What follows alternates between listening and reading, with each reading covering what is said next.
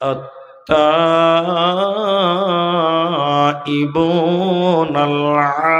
আবিদুন। সূরা তাওবার ভিতরে আল্লাহ বললেন, শোনো, যে মানুষটা তওবাকারী হবে, আমি আল্লাহর কাছে তওবা করবে, ইস্তেগফার করবে, গুনাহ করার পর আমি আল্লাহর কাছে যে মাপ চাইবে, ক্ষমা চাইবে, আমি আল্লাহ ওই মানুষকে ক্ষমা করে জান্নাত দেব, ওই মানুষকে জান্নাতের সুসংবাদ দেব, ওই মানুষের কোনো চিন্তা রবে না, রবে না, রবে না। তাই আল্লাহ এক নাম্বার বলেন, আত-তাইবুন, তওবাকারী হয়ে যাও। তোমরা যদি তওবাকারী হও, ইস্তিগফার করনে ওয়ালা হও, আমি আল্লাহর কাছে যদি তোমরা ক্ষমা চাও, এরে বান্দা, আমি আল্লাহ তোমার জীবনের সমস্ত গুনাহ ক্ষমা করব, আমি আল্লাহ তোমার জীবনের সমস্ত পাপকে মিটিয়ে দেব। এজন্য মুসলমান, আল্লাহর কাছে ক্ষমা চাও, আল্লাহর কাছে তওবা করো, তিনি চরম পরম দয়ালু, তিনি বড়ই মেহেরবান। নবীজি বললেন, শোনা, কোন মানুষ যদি অঢেল গুনাহ করে, গুনাহটা কতটি গুনাহ শুনে নেন। নবীজি বললেন, শোনো, কোন মানুষ যদি আসমান পরিমাণ গুনাহ করে, আকাশ পরিমাণ গুনাহ করার পর আল্লাহ ক্ষমা করনে ওয়ালা, তিনি মাফ করনে ওয়ালা, এই নিয়তে যদি আল্লাহর কাছে ক্ষমা চাই, ও দয়াল মাবুদ রে, আমি আসমান পরিমাণ গুনাহ করেছি আল্লাহ, আল্লাহ তুমি ছাড়া কেউ ক্ষমা করতে পারে না, এই আশায় যদি তুমি ক্ষমা চাও, নবীজি বললেন, আসমান পরিমাণ গুনাহ আল্লাহ ক্ষমা করবে, আসমান পরিমাণ গুনাহ আল্লাহ তোমার মাফ করে দিবে বান্দা। আল্লাহ চরম পরম দয়ালু, তিনি মেহেরবান। নবী বললেন, শুধু তাই নয়, হে নদিয়ার লোক, তোমার পাপ যদি পৃথিবী পরিমাণ হয়, তোমার পাপ যদি দুনিয়া পরিমাণ হয়, এরপরে আল্লাহর কাছে ক্ষমা চাও, আল্লাহর কাছে মাপ চাও, আল্লাহর কাছে যদি ইস্তিগফার করো, নবীজি বললেন, আল্লাহ তোমার আসমান নয়, বরং দুনিয়া পরিমাণ গুনাহ তোমার মাফ করে দেবে, যেহেতু আল্লাহ বড়ই মেহেরবান, তিনি ক্ষমা করনে ওয়ালা। এজন্য মুসলমান, আল্লাহর কাছে ক্ষমা চাও, আল্লাহ তোমাকে মাফ করে দেবে। তাহলে যেটি মানুষ আছেন, একটু মুখ খুলে বলেন, তাহলে পৃথিবীর লোক গুনাহ করার পর ক্ষমা চাইবে কার কাছে? আল্লাহর নামটা জুড়ে বলেন, কার কাছে? আল্লাহর কাছে। আল্লাহর কাছে যদি ক্ষমা চান, আল্লাহ যত বড়ই পাপী হোক না কেন, পৃথিবী পরিমাণ গুনাহকেও আল্লাহ মাফ করবেন। বলুন সুবহানাল্লাহ। আপনি ঘুমান, পাপ করেন, তাও ঘুমান, আপনার কোনো ভয় নাই, আপনার কোনো টেনশন নাই, আপনি কোনো চিন্তা করেন না, আপনি কোনো টেনশন করেন না, আপনার মধ্যে কোনো চেতনা নেই, আপনার মধ্যে কোনো টেনশন নেই যে আপনি পাপ করেছেন, আল্লাহর কাছে মাফ চাইতে হবে। কিন্তু আল্লাহ বড় পেরেশান, আপনি গুনাহ করেছেন, আল্লাহ মাফ করার জন্য আল্লাহ বার বার বার বার আল্লাহ আপনাকে ডাকে। জুড়ে বলুন সুবহানাল্লাহ। এই যে দেখেন, এদিকে দেখেন, এদিকে মাগরিবের আজান হয়ে গেছে, খাওয়া দাওয়া, রান্না বাড়া, নামাজ পড়া, ঘুমাবার জন্য তাড়াতাড়ি। কিন্তু হাদিসের ভিতরে রাসূলুল্লাহ বললেন, যখন মাগরিবের আজান হয়, সূর্য ডুবে যায়, আল্লাহ নিজের আপন হাত এই রকম পৃথিবীর দিকে বাড়িয়ে দেয়, দুনিয়ার দিকে আল্লাহর হাত বাড়িয়ে দেয়, বাড়িয়ে আল্লাহ ডাকতে থাকে, কি বলেন? হে দিনের পাপী, যারা দিনের বেলায় পাপ করেছো, গুনাহ করেছো, নামাজ পড়নি, বেপরদাই চলেছ, মুনাফিকি করেছো, বেঈমানি করেছ, রাত্রি বেলায় বান্দা তুমি ঘুমোতে যাচ্ছ। হে বান্দা, আমি রাত্রি বেলায় তোমাদের দিকে হাত বাড়িয়েছি বান্দা, পৃথিবীর দিকে হাত বাড়িয়েছি বান্দা, তোরা আমি আল্লাহর কাছে ক্ষমা চা, আমি তোদের দিনের পাপকে রাত্রি বেলায় মাফ করে দিব বান্দা। বলুন সুবহানাল্লাহ। আল্লাহ প্রতি রাত্রিতে এইরকম হাত বাড়িয়ে ডাকতে থাকে, বান্দা তোরা ক্ষমা চা, ইস্তেগফার কর। আপনি কি করেন? তাড়াতাড়ি কানে হেডফোন দিয়ে দিয়েছেন, আর ল্যাপের তোরে মোবাইল দিয়ে নাক ডেকে ঘুমাচ্ছেন, আপনি কোনো টেনশন নেই আপনার। গুনাহ করেছেন আপনি, আল্লাহ আপনার দিকে হাত বাড়িয়ে আল্লাহ আপনাকে ডাকে, আর আপনি নাকে তেল দিয়ে ঘুমাচ্ছেন। ছি ছি ছি ছি। নবীজি এর পরে বলেন, যখন সূর্য উদিত হয়, ফজরের পরে যখন সূর্য উঠে যায়, আল্লাহ তার অন্য হাত পৃথিবীর দিকে বাড়িয়ে দেয়, অপর হাত দুনিয়ার দিকে বাড়িয়ে দেয়। বাড়িয়ে দিয়ে আল্লাহ ডাকতে থাকে, হে পৃথিবীর লোক, এরে থানার পাড়ার লোক। আল্লাহর নবী বলেন, দিনের বেলায় আল্লাহ হাত বাড়িয়ে বলতে থাকে, যারা রাত্রি বেলায় গুনাহ করেছ, রাতের বেলায় চুরি করেছ, ব্যভিচার করেছ, মিথ্যা বলেছ, আমি আল্লাহ দিনের বেলায় হাত বাড়িয়েছি বান্দা, আমি আল্লাহর কাছে তোর মাপ চা, আমি আল্লাহ দিনের বেলায় তোদের রাত্রের পাপ ক্ষমা করে দিব বান্দা। নবীজি বললেন, শুনে নাও, যতদিন সূর্য উল্টো দিক থেকে না উঠবে, অতদিন আল্লাহ তার বান্দাদের ডাকবে, ততদিন আল্লাহ তার বান্দাদেরকে ডাকবে আর বলবে, বান্দা আমার কাছে তোরা মাপ চাপ। রাতের বেলায়, দিনের বেলায় আল্লাহ দুনিয়ার দিকে হাত বাড়িয়ে থাকবেন কতদিন?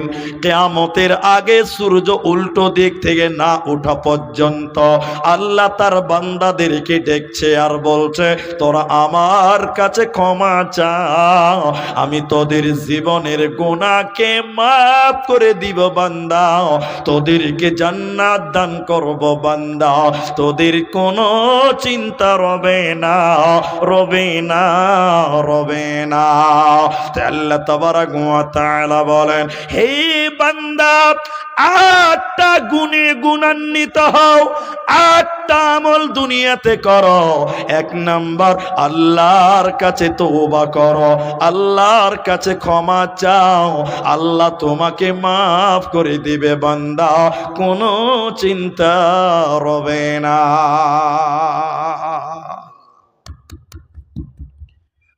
তওবা 2 প্রকার। আপনারা বলেন তওবা কয় প্রকার? এটি লোক মুখ খুলে বলেন কয় প্রকার? 2 প্রকার তওবা আছে, পৃথিবীতে আছে। এদিকে দেখেন, আমার দিকে দেখেন। আমি তওবা করছি আল্লাহর কাছে, দেখেন, আর আমাদের উস্তাদে মুহতারাম, আলেম যোগ্য, উস্তাদ যোগ্য আলেম বসে, উনি তওবা করছেন। দুটো তওবা খালি সামঞ্জস্যটা করবেন। অনেক গুনাহ করেছি আমি, আর উনিও অনেক গুনাহ করেছে, এবার তওবা করছে। দেখেন দেখেন দেখেন দেখেন, উনি সভাপতি সাহেব তওবা করছেন এরকম করে, আল্লাহ চুরি করেছি ক্ষমা করে দাও, মিথ্যা কথা বলেছি আল্লাহ ক্ষমা করো, নামাজ পড়িনি ক্ষমা করো, আল্লাহ বেঈমানি করেছি মাফ করো, আল্লাহ গো জুলুম করেছি মাফ করো। খালি মাপ চাইলেন, মাপ চাইলেন, মাপ চাইলেন, তওবা করলেন, একটা গেল। এবার আমিও অনেক রকম গুনাহ করেছি, এবার আমি আল্লাহকে তওবা করছি। দেখেন তওবা, এদিকে দেখেন, আল্লাহ আর নামাজ ছাড়বো না, আল্লাহ আর রোজা ছাড়বো না, আল্লাহ গো চুরি করেছি আর চুরি করব না, গালি দিয়েছি আল্লাহ আর গালি দিব না, আর মিথ্যা বলবো না। আমার মুখে একবারও বের হয়নি যে আল্লাহ মাফ করো, একবারও বলিনি, খালি বলেছি এটা করব না, এটা করব না, এটা করব না। আর উনি যতক্ষণ তওবা করলো খালি বললো আল্লাহ মাফ করো, আল্লাহ মাফ করো, আল্লাহ মাফ করো। এতটি মানুষ আছেন, একটু জবান খুলে বলেন আল্লাহর কাছে কোনটা বেশি ভালো হবে, আমারটা না ওনারটা? ওনারটা হবে। উনি বলছেন মাপ চেয়েছে, ওনারটা হবে। আপনারা বলেন ওনারটা হবে। কিন্তু ইসলাম বলছে না, ওনারটা ভুল হবে, আমারটাই ঠিক। ঠিক কারটা? আমারটা। বলে কেন? এদিকে এদিকে দেখেন, আল্লাহ চুরি করেছি মাফ করে দাও, মানে আবার চুরি করব। কথা বুঝতে পারছেন? আল্লাহ গালি দিয়েছি মাফ করে দাও, মানে আবার গালি। এরা কথা বলে না? চান্স আছে না নাই? আছে না নাই? চান্স আছে। আর আমি কি বললাম এদিকে দেখেন, আর চুরি করব না, আর গুনাহ করব না, আর নামাজ ছাড়ব না। আলেমরা বসে আছে, যখন কোন আল্লাহর বান্দা নিজের ভুলকে ভুল বুঝতে পারে, আল্লাহর কাছে ভুল স্বীকার করে, আমল ধরে নাই, ভুলকে ইসলাহ করে, সংশোধন করে, আমল ধরে নাই, অতীতের গুনাহকে কেটে আল্লাহ নেকি বানিয়ে দেয়। বলুন সুবহানাল্লাহ।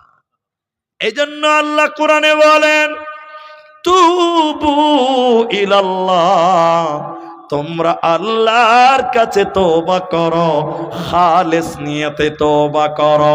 আল্লাহ জীবনের সমস্ত গুনাহ মাফ করে জান্নাত বানিয়ে দেবে তোমার ঠিকানা। তোমাদের চিন্তা রবে না, রবে না। এজন্য তওবা করে না। মুলি সাহেব, কতটা গুনাহ ক্ষমা হয়, কতটি গুনাহ ক্ষমা হবে? এবার আয়াতের দিকে নিয়ে যাব আপনাদেরকে। আল্লাহর নবীর কাছে দুই দলের কিছু লোক এসেছে। দুই দল মানে এই তৃণমূল কংগ্রেসের দল নয়, বিজেপি সিপিএম এর দল নয়। দল মানে হলে দুই গোষ্ঠী। কথা বুঝতে পারলেন? নবীর কাছে দুই গোষ্ঠীর কিছু লোক এলো। প্রথম গোষ্ঠীর লোক এসে বললেন, ইয়া রাসূলুল্লাহ, আমরা জীবনে অনেক মানুষ মার্ডার করেছি, অনেক মানুষ হত্যা করেছি, মানুষের জীবনকে কেটে দিয়েছি, মানুষ খুন করেছে। নবী গো, আমাদের খুনের পাপ আল্লাহ কি বলে ক্ষমা করবে কি করবে না? আরেক দল অন্য গোষ্ঠী নবীর কাছে এসে বললেন, ইয়া রাসূলুল্লাহ, আমরা জীবনে অনেক জিনা করেছি, ব্যভিচার করেছি, মেয়েদের ইজ্জত লুটেছে, নারীদের আব্রু ইজ্জতকে নষ্ট করেছি। নবী আপনি বলুন তো, আমাদের জিনার পাপ আল্লাহ ক্ষমা করবে কি করবে না? এরা দুই গ্রুপ যখন নবীকে সওয়াল করেছে, নবীকে প্রশ্ন করেছে, আল্লাহ আসমান থেকে জিবরাইলকে বলল, যাও হে জিবরাইল তুমি যাও, হে জিবরাইল তুমি যাও। তারা আমার নবীকে জিজ্ঞাসা করেছে, নবীকে সওয়াল করেছে, তুমি তাদেরকে বলে দাও, আমার নবীকে বলে দাও উত্তরটা।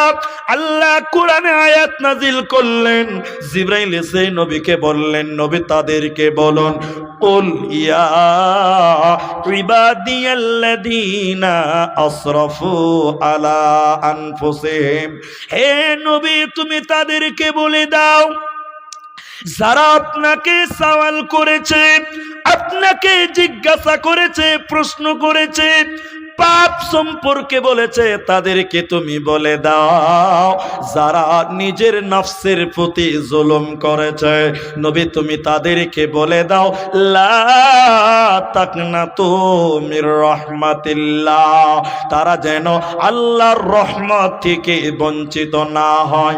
নবী তুমি তাদেরকে বলে দাও হতাশ হইও না, আল্লাহর দয়া থেকে বঞ্চিত বঞ্চিত হইও না। ইন্নাল্লাহ, নিশ্চয়ই আল্লাহ তাবারাক ওয়া তাআলা ইয়াগফিরুজ যুনুবা জামিআ, জীবনের সমস্ত গুনাহ মাফ করে দিবে বান্দা। আল্লাহর কাছে তোমরা ক্ষমা চাও, আল্লাহর কাছে তোমরা মাপ চাও। হে আমার মা, তোমার জীবনে যত পাপ হয়ে গেছে পৃথিবীর কাউকে বলিও না। রাত্রি বেলায় 2 রাকাত নামাজ পড়ে আল্লাহর কাছে হাত তুলে কেঁদে কেঁদে বলো, আল্লাহ তোমার জীবনের সমস্ত গুনাহ মাফ করে দিবে বান্দা। এই জন্য আল্লাহ বলেন, তোমরা তওবা করনেওয়ালা হয়ে যাও, তোমাদের জান্নাত হবে, তোমাদের চিন্তা রবে না, রবে না, রবে না। আরেকবার বলুন, আরেকবার বলুন, সবাই বলেন। তাহলে তওবা করবো কার কাছে? আল্লাহর কাছে করবেন। এখন না তথ্য সহ কথা বলছি, তথ্যবহল কথা। এটা হাদিস বলবো তার জন্য। একজন ইসলামিক আলোচক, গবেষক, চিন্তাবিদ তিনি বলছেন, আল্লাহ কিয়ামতের দিন মানুষকে পাপের কারণে, গুনার কারণে জাহান্নাম দেবে না। ভাই, এই আল্লাহ যদি মানুষকে গুনহার কারণে জাহান্নাম না দেয়, তাহলে এত কষ্ট করে জলসা শোনার লাভ আছে? যাতে গান শোনাই তো ভালো। জি ভাই, এরা বুঝেনি মনে হয় কথা। বুঝতে পেরেছেন আপনারা? এটা হ্যাঁ না বলেন? আল্লাহ যদি গুনার কারণে মানুষকে জাহান্নাম না দেয়, তো এত কষ্ট করে আমরা মুলবিগুলো সব বোকা নাকি যে ঠান্ডা পানি দিয়ে উজু করে ফজরে নামাজ পড়ছি? কি দরকার? গুনাহ করে লাও, জাহান্নাম দেবে না। বলছে আসলে বিষয়টা ওরকম লয়। আচ্ছা, আপনারা একটু মুখ খুলবেন, একটু বলবেন। আমার নবী বলেছেন, কুল্লু বানি আদামা খাত্তাউন, বলেছেন ভাই। আল্লাহ রসুল বলেছেন, মানুষেরা ভুল করবে, মানুষের দ্বারা ভুল হবে। সবাই বলুন, সবাই। তাহলে আমাদের দ্বারা ভুল হবে কি হবে না? তাহলে আমাদের ডিউটি ভুল করা, গুনাহ করা, এটা আমাদের ডিউটি। সবাই বলুন আমাদের। কার? আমাদের। এরা কথা কম বলছে। তাহলে বুঝলাম আমাদের ডিউটি গুনাহ করা। আর আল্লাহর নাম গাফফার। আল্লাহর 99 নামে কি আছে? ইয়া গাফুরু মানে গাফফার। আল্লাহর নাম গাফফার। একটু মুখ খুলে বলেন, কি নাম? তিনি মাফ করনেওয়ালা। তাহলে আল্লাহর ডিউটি মাফ করা, মানুষের ডিউটি গুনাহ করা। কথা মনে থাকবে আপনাদের? দেখেন, এবার দেখেন, এবার দেখেন। মনে করেন আমার এই ভাইকে কিয়ামতের দিন ফেরেশতা ধরে নিয়েছে, বলছে ওই ওই ওই ওই চ জাহান্নাম, চ জাহান্নাম চ। তো ইনি বলছেন, হ্যাঁ তোর কোথায় জাহান্নাম যাব, তোকে মজা লাগছে নাকি রে? যাব না। তো ফেরেশতা বলছে, আল্লাহ তোমার এই বান্দা জাহান্নাম যাবে না। তখন আল্লাহ বলছেন, ওই ওই গেলি? তো উনি কিন্তু বলবেন, আল্লাহ কেনে যাব? এই কথাটা বলবে কি বলবে না? এটা হ্যাঁ না বলেন? বলবে, আল্লাহ কেনে যাব?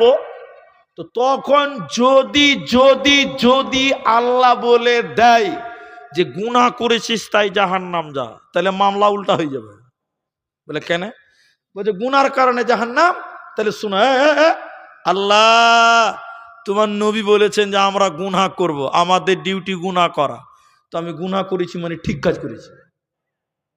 কথা বুঝতে পারেননি? আমার কাজই গুনাহ করা, তো আমি গুনাহ করেছি মানে ঠিক কাজ করেছি। আল্লাহ তোমার নাম গাফফার, তোমার ডিউটি ছিল মাফ করা, তো আমার ডিউটি গুনাহ করা, আমি ডিউটি পালন করেছি। আল্লাহ তোমার ডিউটি ক্ষমা করা, তো তুমি কেন ডিউটিতে ফাঁকি দিয়েছো? তাহলে বিপদ কার? বলছে আল্লাহর বিপদ। কত মজা লাগছে খালি দেখেন বলতে, বলছে আল্লাহর বিপদ। আল্লাহ যদি বলে দেয় জাহান্নাম যা গুনার কারণে, তা আমি তো তখন বলবো আল্লাহ রসুল বলেছে আমরা গুনাহ করবো, তো গুনাহ করেছি মানে ঠিক কাজ করেছি। আল্লাহ তোমার ডিউটি ক্ষমা করা, ডিউটিতে কেন ফাঁকি দিয়েছো বলো?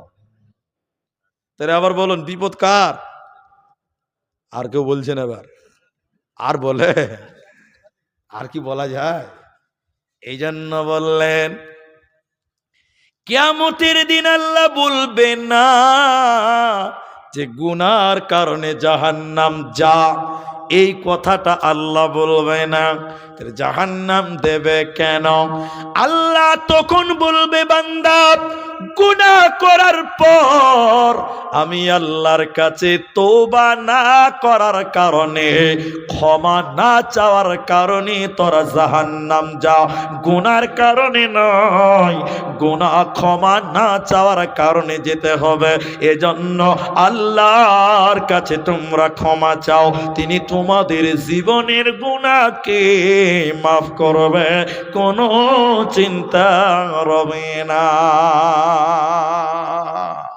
একবার বলুন সুবহানাল্লাহ। কথা বুঝতে পারলেন আপনারা? তাহলে আরেকবার মহাব্বতে বলেন, তাহলে ক্ষমা চাইবো কার কাছে? আল্লাহর কাছে ক্ষমা চাইবো। আল্লাহ যেন আমাদেরকে ক্ষমা করেন, বলুন আমিন। আর একটা হাদিস বলি, আমি 8টা বলতে চাই, একটা হাদিস বলে 2 নম্বরটা বলছি। গরুর রাখাল দেখেছেন? গরুর রাখাল এরা মনে হয় দেখেনি, দেখেছেন তো গরুর রাখাল? রসুলের যুগে ছিল উটের রাখাল, দুম্বার রাখাল। যে এদিকে দেখেন, এই আমার দিকে দেখেন ভাই, হাদিসটার রাবি হযরতে আনাস, খুব ভালো করে শুনেন, বুঝতে পারবেন। একটা উটের রাখাল গেছে উট চড়াতে, উট উট উট উট মরুভূমিতে থাকে, এখন রাজস্থানে আছে। তো রাখাল গেছে তো গেছে 7 দিন 8 দিন চড়াবে, তো পানি নিয়ে গেছে, ছাতু নিয়ে গেছে, খেজুর নিয়ে গেছে। 7 দিন তো কোনো খাবার নাই, এগুলোই খেতে হবে। এবার দেখেন উটের পিঠের উপরে রাখাল ওই খাবারগুলোকে ঝুলিয়ে দিয়েছে। কোনো এক গাছের তলা বা কোনো শুকনো জায়গাতে রাখাল বসেছে। তো রাখাল মানুষ, বুঝতে পারলেন, যখন বসেছে খানিক তাল দিতে দিতে দিতে দিতে দিতে দিতে কথা বুঝতে পারছেন, ঘুম চলে গেছে, একদম ঘুমিয়ে গেছে। ঘুম থেকে যখন উঠেছে দেখছে যে সামনে তার কোনো উট আর নাই, সব হারিয়ে গেছে। আচ্ছা বলেন, উটের জন্য অত টেনশন করছে না যতটা টেনশন করছে আর খাবারের লিগে। কথা বুঝতে পারছেন? মানে উট তো গেল, যে বাংলাতে বলে আমার আমও গেল, আমার ছালাও গেল। এই লোকের দুই অবস্থা, রাখাল চিন্তা, আরে উট গেছে, উট পাওয়া যাবে। এরা জানে, আলেমেরা, মরুভূমিতে উট 8 দিন 10 দিন 15 দিন 12 দিন চড়বে, আবার মালিকের বাড়ি চলে আসবে, কোনো টেনশন নাই। কিন্তু খাবার নিয়ে চলে গেছে, বাবা 8 দিন কি করে থাকবে? বুঝতে পারছি। রাখাল কিন্তু চিন্তিত, উট খুঁজতে খুঁজতে খুঁজতে খুঁজতে পেরেছান। এটা নবীদের কথা, চিন্তিত হয়ে গেল, উট ফিরে পেল না, খাবার পেল না। আবার দেখেন, আবার রাখাল কোন এক জায়গায় বসেছে, ক্লান্ত হয়ে গেছে, খুঁজতে খুঁজতে যান কয়লা, জি পেল না। এবার চিন্তিত হয়ে বসেছে, হঠাৎ করে আবার চোখটা বন্ধ হয়েছে, নাক ডাকতে লেগে গেছে। হঠাৎ করে চোখ খুলে দেখছে, আলহামদুলিল্লাহ, সামনে তার উটও হাজির, তার খাবারও হাজির। খুশি হবে কি হবে না? জুড়ে বলেন। খুশি হবে মানে, আলেমরা আছে, খুশি হয়ে রাখাল বলছে, আনা রব্বি আনতা আব্দুক, আয় আল্লাহ আমি তোর আল্লাহ, তুই আমার গোলাম। কাকে গোলাম বলছে? বলছে আল্লাহ তুই আমার গোলাম, আমি তোর আল্লাহ। নাউজুবিল্লাহ বলেন। আল্লাহকে বলছে আনা রব্বি, আমি আল্লাহ, তুই আমার গোলাম। মুহাদ্দিসগণ কলম ধরেছে, এত বড় মিস্টেক কেন, এত উল্টো কথা কেন? বলে খুশিতে আনন্দে হারিয়ে যাওয়া জিনিস পেয়ে গেছে বলে এত খুশি হয়। ঠিক বললাম না? জোরে বলেন। নবীজি যেটা বলতে চাইছে, দুনিয়ার লোক, কোন মুসলমান, কোন আল্লাহর বান্দি, কোন আল্লাহর বান্দা আল্লাহকে ভুলে গেল, রসুলকে ভুলে গেল, গুনায় ডুবে গেল, গুনার অতল সাগরে ডুব দিল, আল্লাহ এই বান্দার দিকে তাকিয়ে থাকে। রাখাল যেমন উটকে খুঁজতে থাকে, আল্লাহ এই বান্দার দিকে তাকিয়ে থাকে। যখন বান্দা নিজের ভুল বুঝতে পেরে আল্লাহর কাছে বলে, রব্বানা যালামনা আনফুসানা ওয়া ইল্লাম তাগফির লানা ওয়া তারহামনা লানাকুনান্না মিনাল খাসিরিন।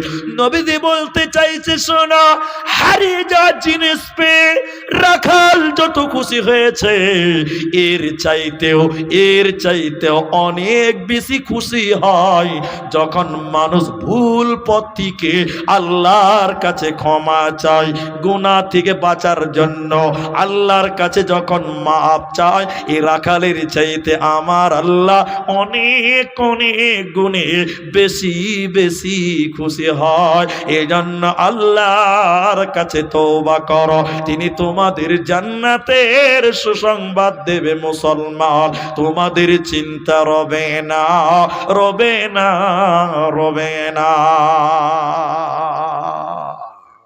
একবার বলুন সুবহানাল্লাহ। নাম্বার 2, মা বোন আপনারাও শুনেন, তওবা খালি ছেলেরা করবে না, মেয়েদেরকেও করতে হবে। দুজনের বয়ান চলছে। এবার দ্বিতীয় নাম্বার, আমি 8টা গুণ বলবো জান্নাতীদের, সুসংবাদ প্রাপ্ত মানুষদের।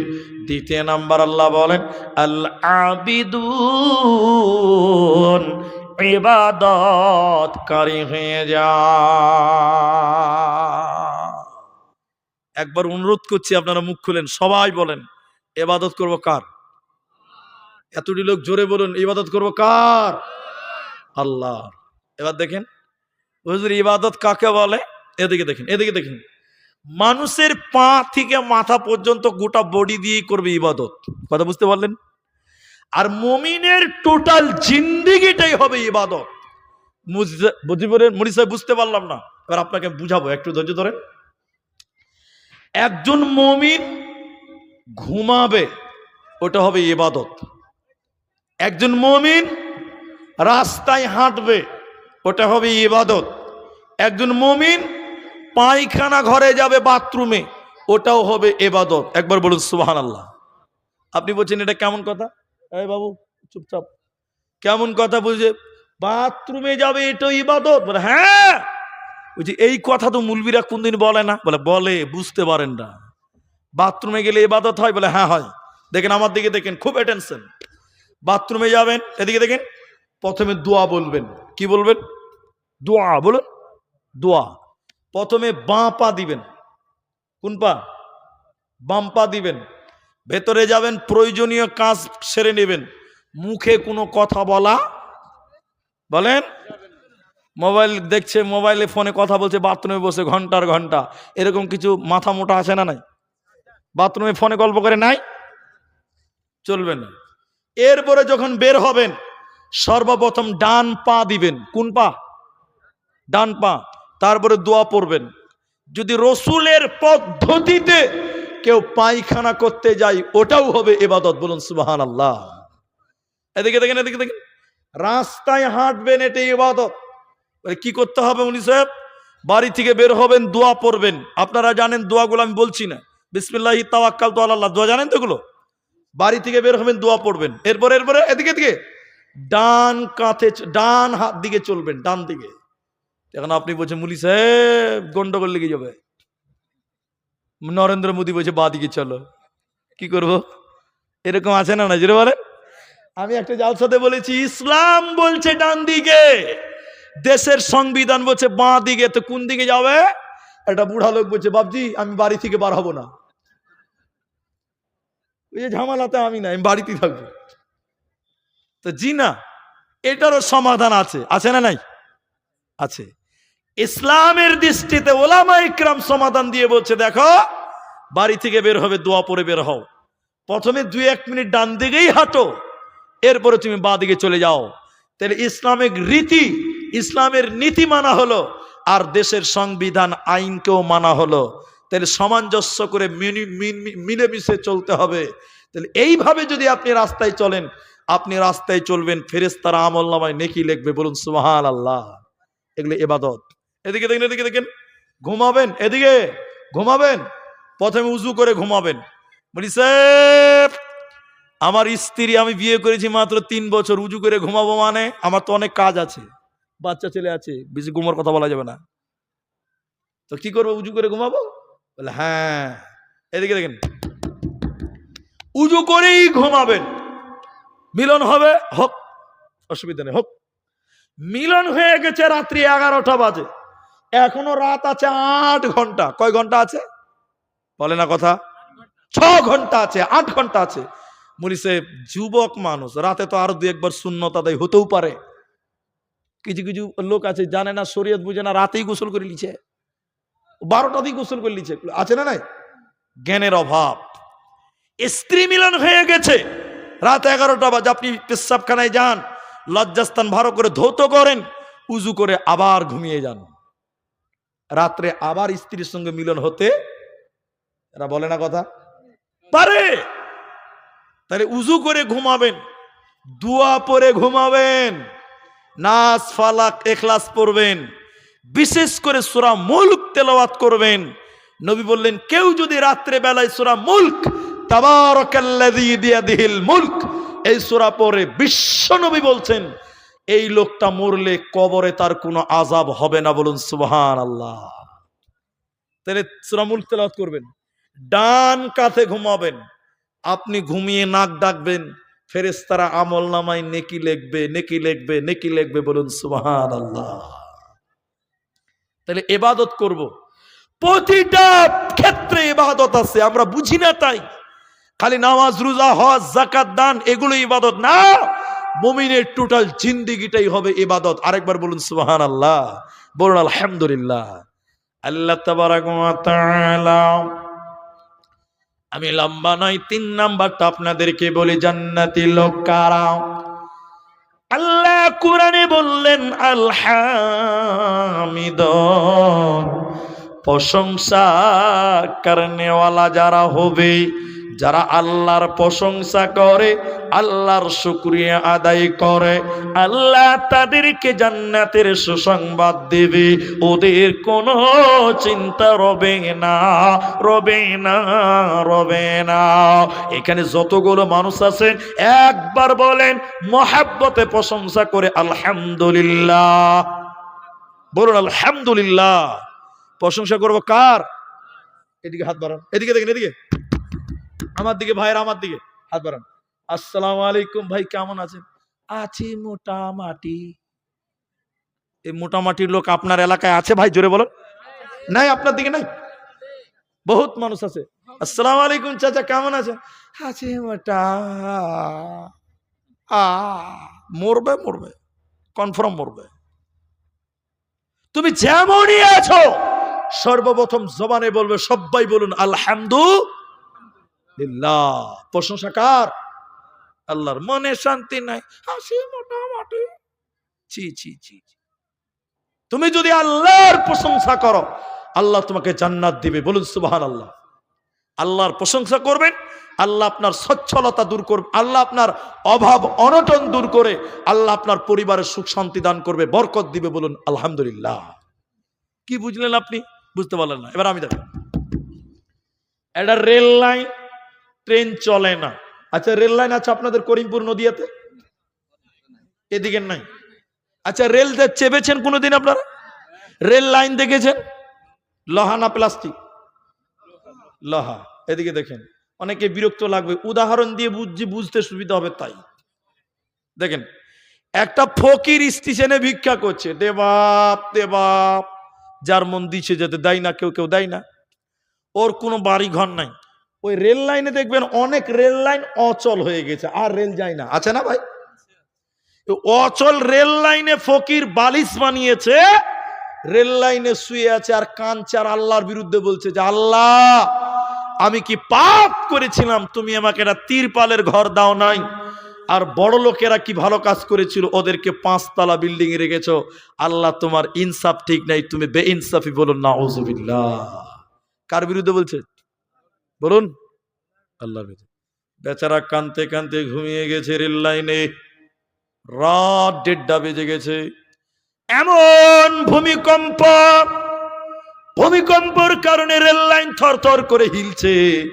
ফকির তাড়াতাড়ি উঠে গেছে, রেল চলে নাকি রে বাবা, ট্রেন ঢুকে গেল নাকি রে বাবা, অচল লাইন আবার। তাড়াতাড়ি উঠে দেখছে কোনো ট্রেন ঢোকেনি।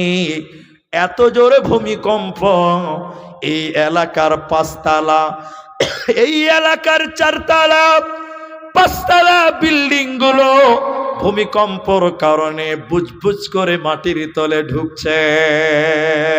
ফকির সাথে সাথে রেল লাইনে আল্লাহকে সাজদা দিল, তওবা করে রেল লাইনে সাজদা দিয়ে বলল, আল্লাহ তোমার হাজার শুকরিয়া, আজকে যদি আমি পাঁচতলায় থাকতাম, বিনা জানাজা, বিনা গোসলে, বিনা কাফনে দাফন হয়ে যেত, আমার লাশও কেউ পেত না।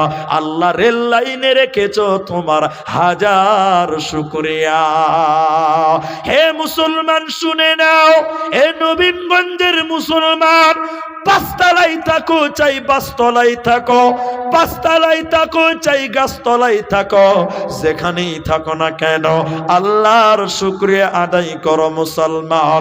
মুসলমান না শুকরি করা চলবে না, চলবে না। তাই আল্লাহ তাবারাক ওয়া তাআলা বলেন, সুখের দিনে আল্লাহর প্রশংসা করো, দুঃখের দিনেও আল্লাহর প্রশংসা করো। কোরআনের ভিতরে সর্বশেষ যে সূরা, সবশেষে যে সূরাটা নাজিল হয়েছে, ইদা জাআ নাসরুল্লাহি ওয়াল ফাত, আল্লাহ কোরআনে বলেন, যখন মক্কা বিজয় হয়ে যাবে, আল্লাহর সাহায্য যখন আসবে, মক্কা বিজয় হয়ে যাবে। মক্কা বিজয় হয়েছে, আল্লাহর সাহায্য ছিল কি ছিল না? বলেন ছিল। আল্লাহ এবার নবীকে বললেন, ও নবী মুহাম্মদ, যখন মক্কা বিজয়ী হবে তুমি দেখতে পাবে, অরাআইতান্নাসা, তুমি মানুষদেরকে দেখতে পাবে, ইয়াদখুলুনা, তারা দাখিল হতেছে, ফি দীনিল্লাহ, আল্লাহর দ্বীনে দাখিল হচ্ছে। যেদিন মক্কা বিজয়ী হয়ে যায়, মক্কার চতুর্দিক থেকে দলে দলে ইসলাম কবুল করছে। এমান দেশ থেকে 700 লোক একসঙ্গে মক্কা ইসলাম কবুল করলো। এই দৃশ্য দেখে সাহাবীরা আনন্দ, আমরা কামিয়াব, আমরা কামিয়াব, আমরা সাকসেস, আমরা সফল, আমরা বিজয় হয়ে গেছি, আনন্দ করব, আনন্দ মিছিল করব, বিজয় মিছিল করব। এদিকে দেখেন আল্লাহ কোরআনে বলছে, না না না, হে নবী তুমি তাদেরকে বলে দাও, সুখের দিনে কিসের আনন্দ মিছিল, বরং বলো ফাসাব্বিহ বিহামদি, তারা যেন তার রবের প্রশংসা করে, তারা যেন আল্লাহর প্রশংসা করে, ওয়াস্তাগফিরহু, আল্লাহর কাছে ক্ষমা চায়। এজন্য মুসলমান, আনন্দের দিনে আল্লাহর প্রশংসা করো, দুঃখের দিনে আল্লাহর প্রশংসা করো। তুমি যদি আল্লাহর শুকরিয়া আদায় করো, আল্লাহ তোমাকে আরো বড় লোক বানিয়ে দেবে, আল্লাহ তোমাকে জান্নাতে দেবে, কোনো চিন্তা রবে না। পানি দেন তো ভাই। এবার দেখেন, আমি উর্দুতে পড়েছি, আপনাকে তর্জমা করে শোনাচ্ছি বাংলাতে। অনেক লোকের দেখবেন হাত নাই, আছে না? একটু হ্যাঁ না বলেন, আছে না নাই?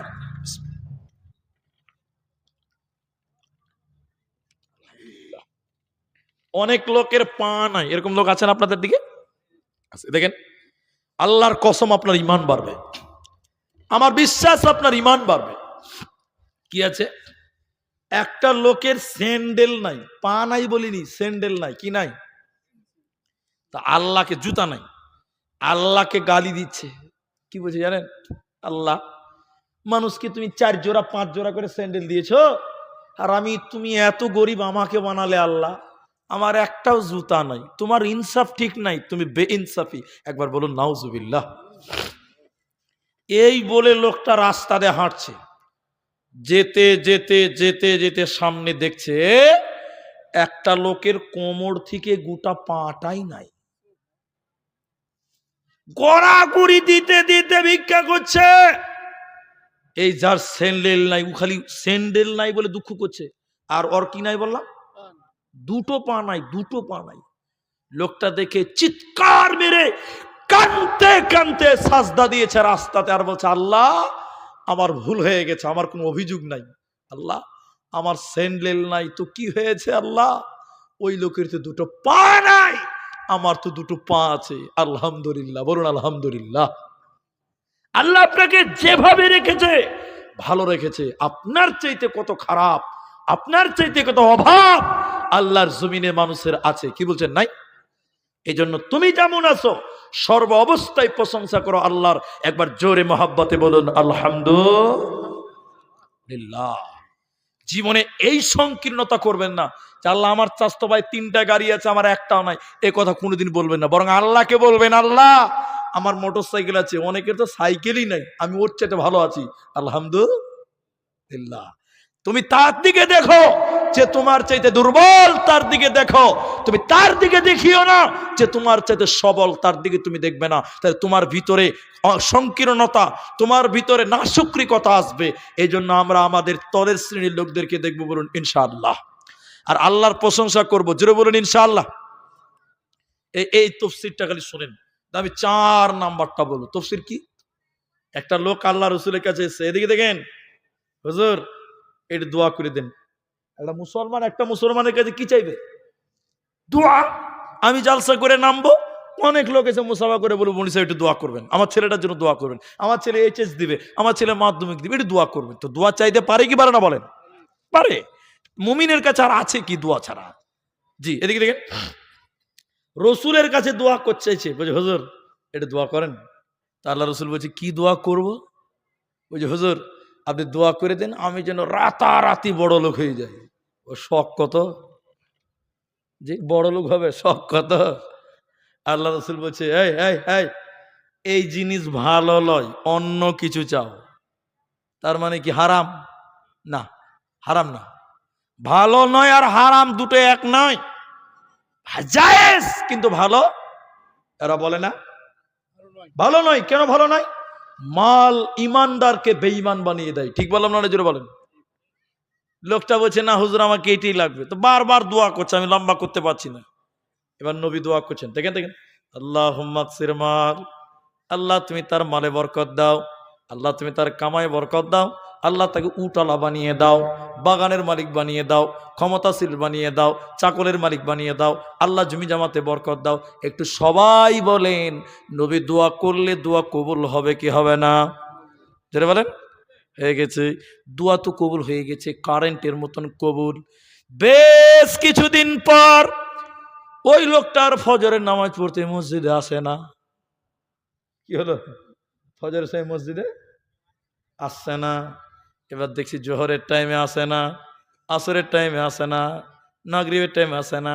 এখনকার রমজান মাসে থানার পাড়া মাদ্রাসা, বিভিন্ন মাদ্রাসার মুলবিরা সাইকেল নিয়ে আপনার কাছে এসছে, হুজুর কি ব্যাপার? বলে জাকাত দেন।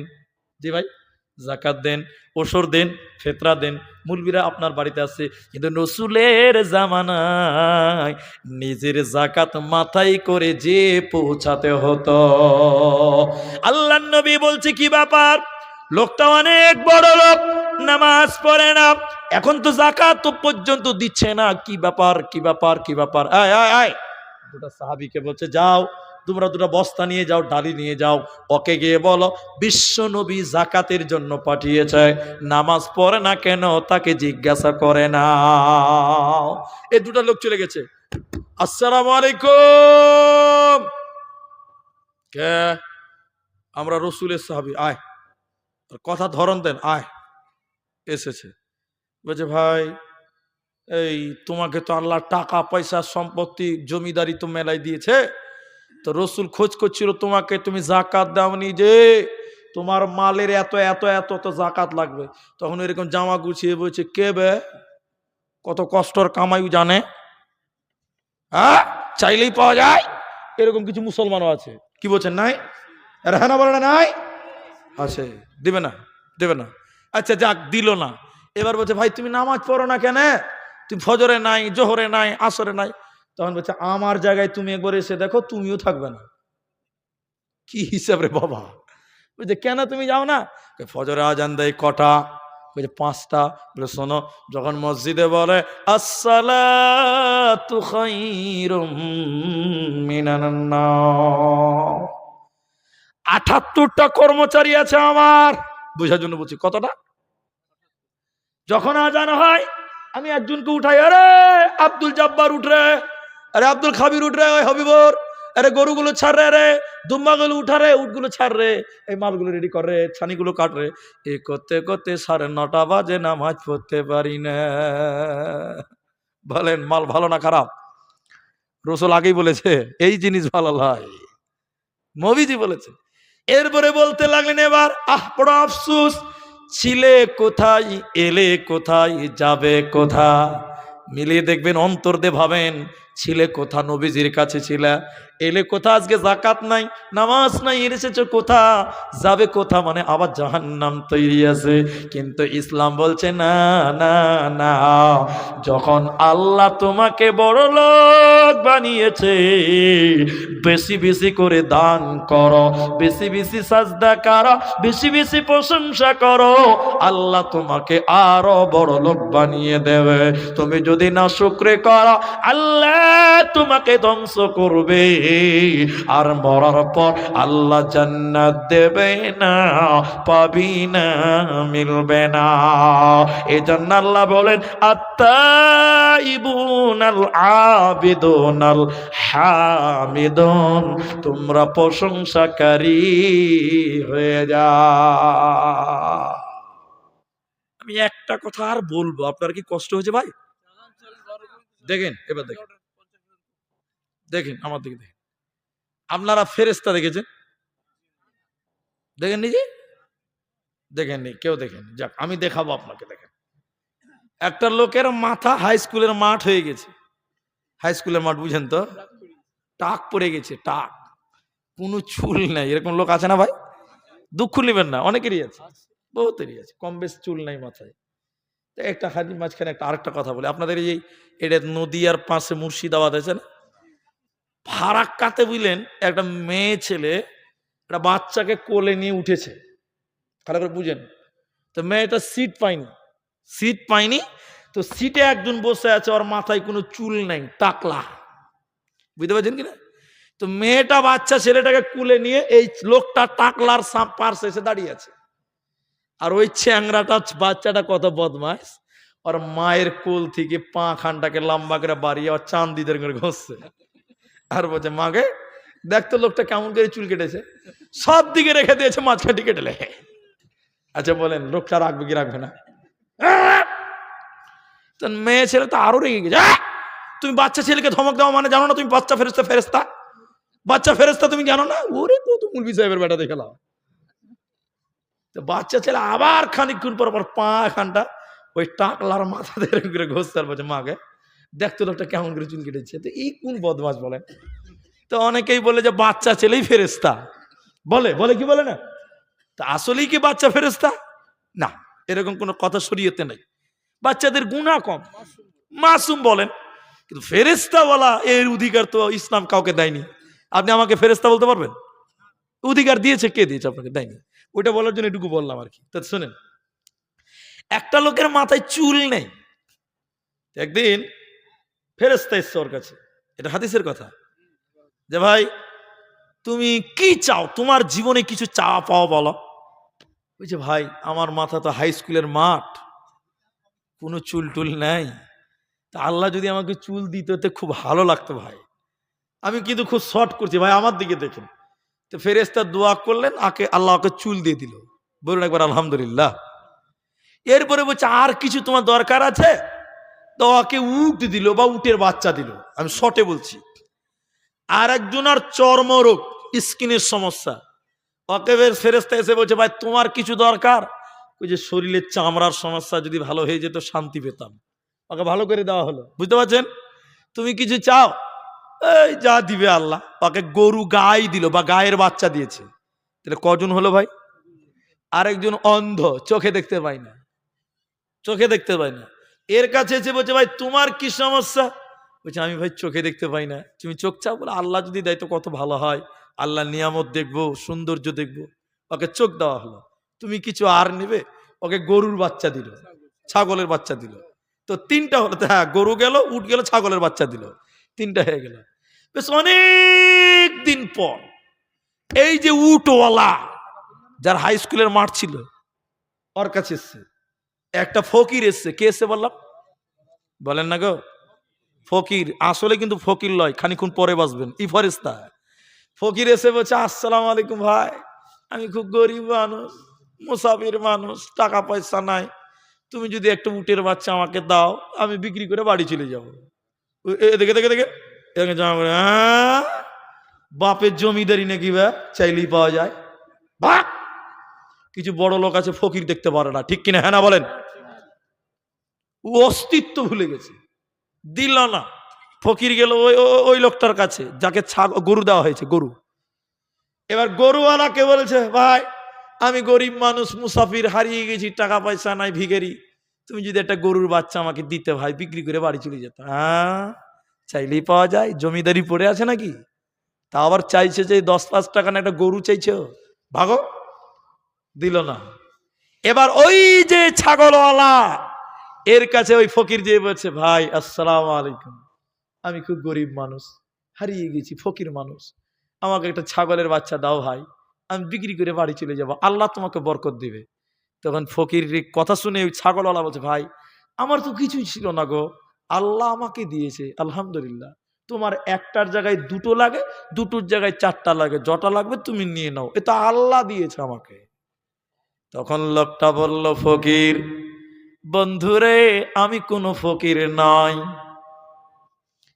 আমি কি ফকির নয়, আমি আল্লাহর পাঠানো ফেরেশতা। তোমাদের 3 জনকে পরীক্ষার জন্য আল্লাহ পাঠিয়েছে।